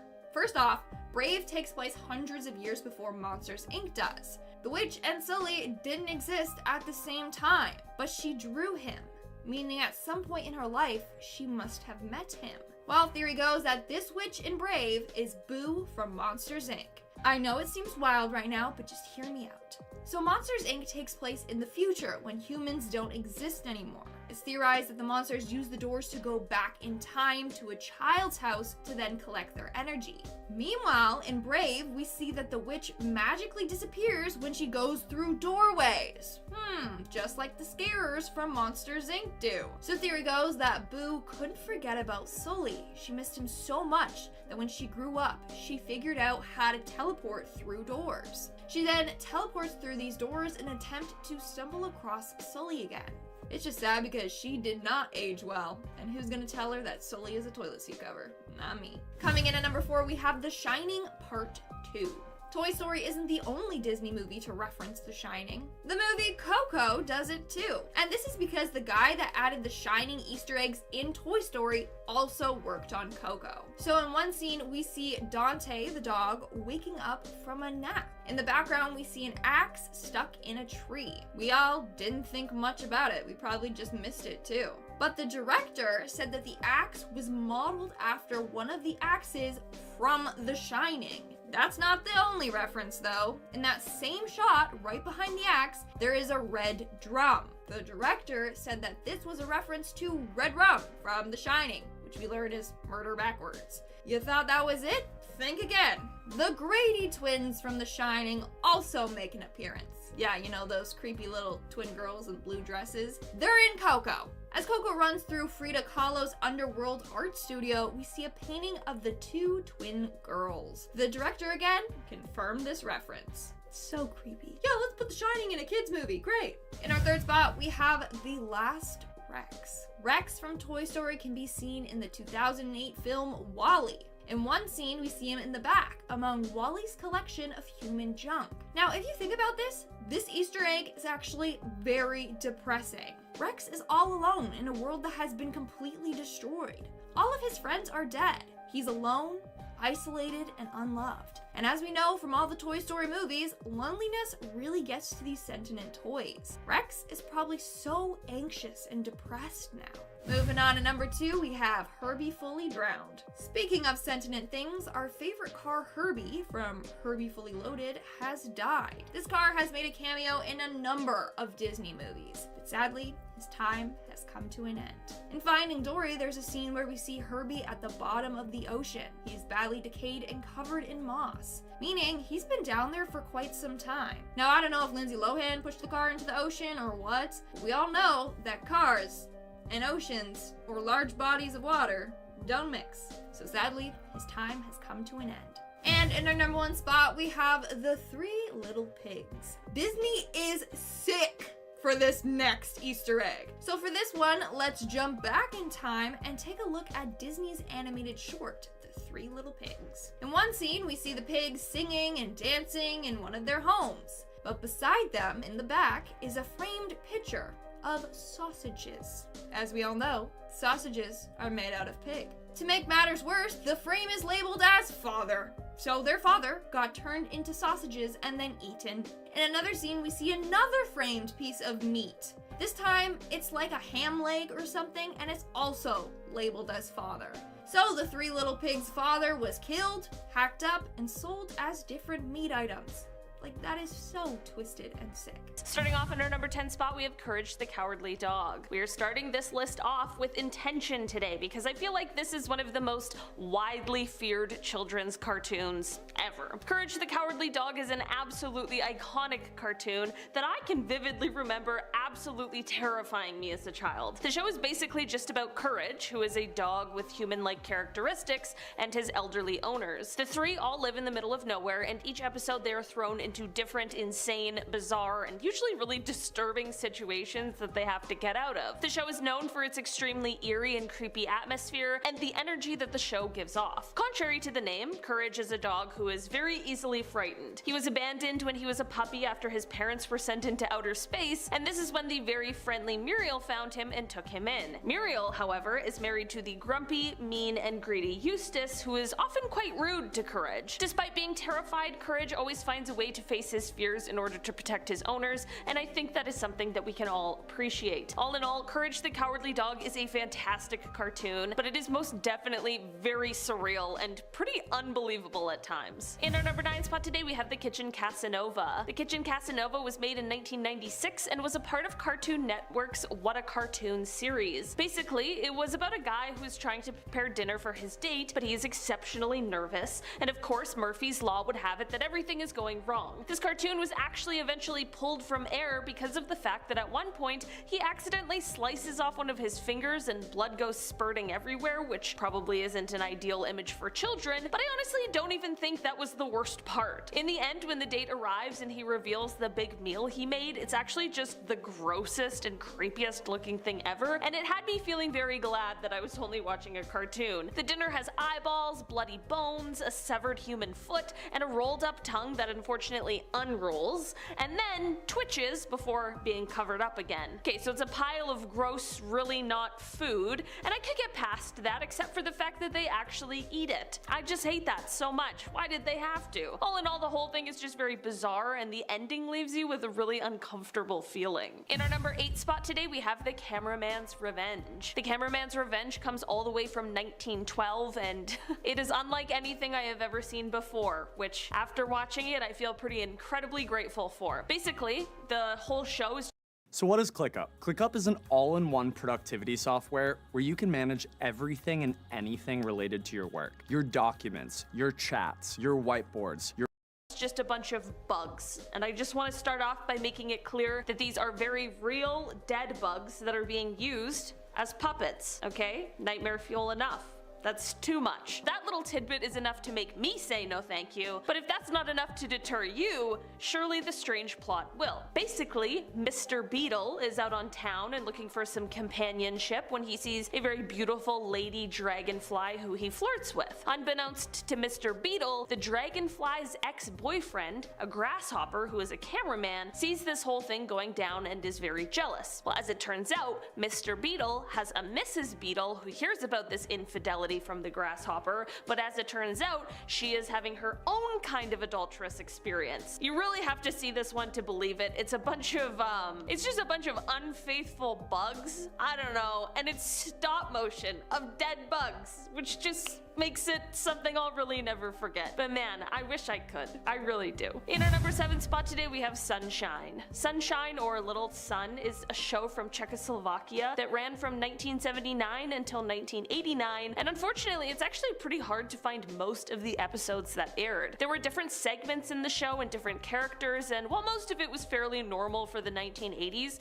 there's just one character in this show that is well known for just being extremely creepy. He's not exactly a cartoon, but he is a puppet, and I just had to include him. The character's name is Radifak Plachta, which translates to something like Big Nose Blanket. The character is made up of 2 men under a blanket, and he has a super long neck. He has an absolutely terrifying voice that honestly would be suitable for a serial killer instead of a children's TV show. And the TV station that ran this show had been called Avant-Garde for not being afraid to show a puppet that isn't pretty, but I don't think not pretty is the best way to put it. I think downright terrifying is a far more accurate description of this guy. It's so creepy, but it's so 1980s. In our number 6 spot today, we have Cat Dog. Cat Dog is actually a cartoon I can remember watching when I was a kid, and I do remember it scaring the heck out of me. Maybe I was just easily scared, but I don't think so. Cat Dog is half cat, half dog creature that gets itself into situations and has quite the time figuring everything out, considering the whole cat half and dog half can't seem to get along with each other. This is already a weird premise, but it's not even the strangest part of the show. There is an episode when Cat wants to brush Dog's teeth, and he crawls into his own mouth and travels through its own body to get to the dog side, where it then comes out of Dog's mouth. So now,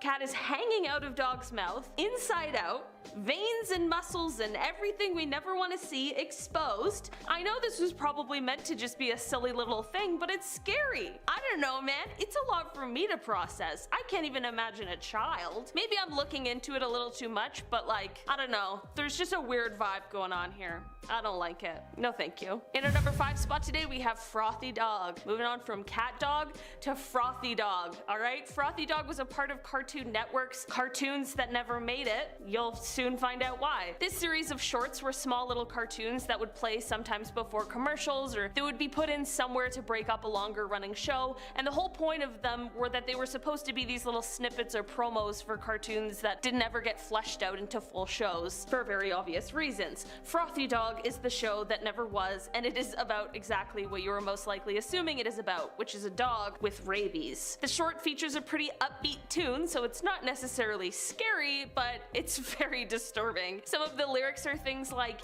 "You can look, but you shouldn't touch, or else he'll gnaw your arm off." Okay, not exactly a nice ring. Or another part where they explain that Frothy is always smiling because he has lockjaw. Alright, I can't believe this is real.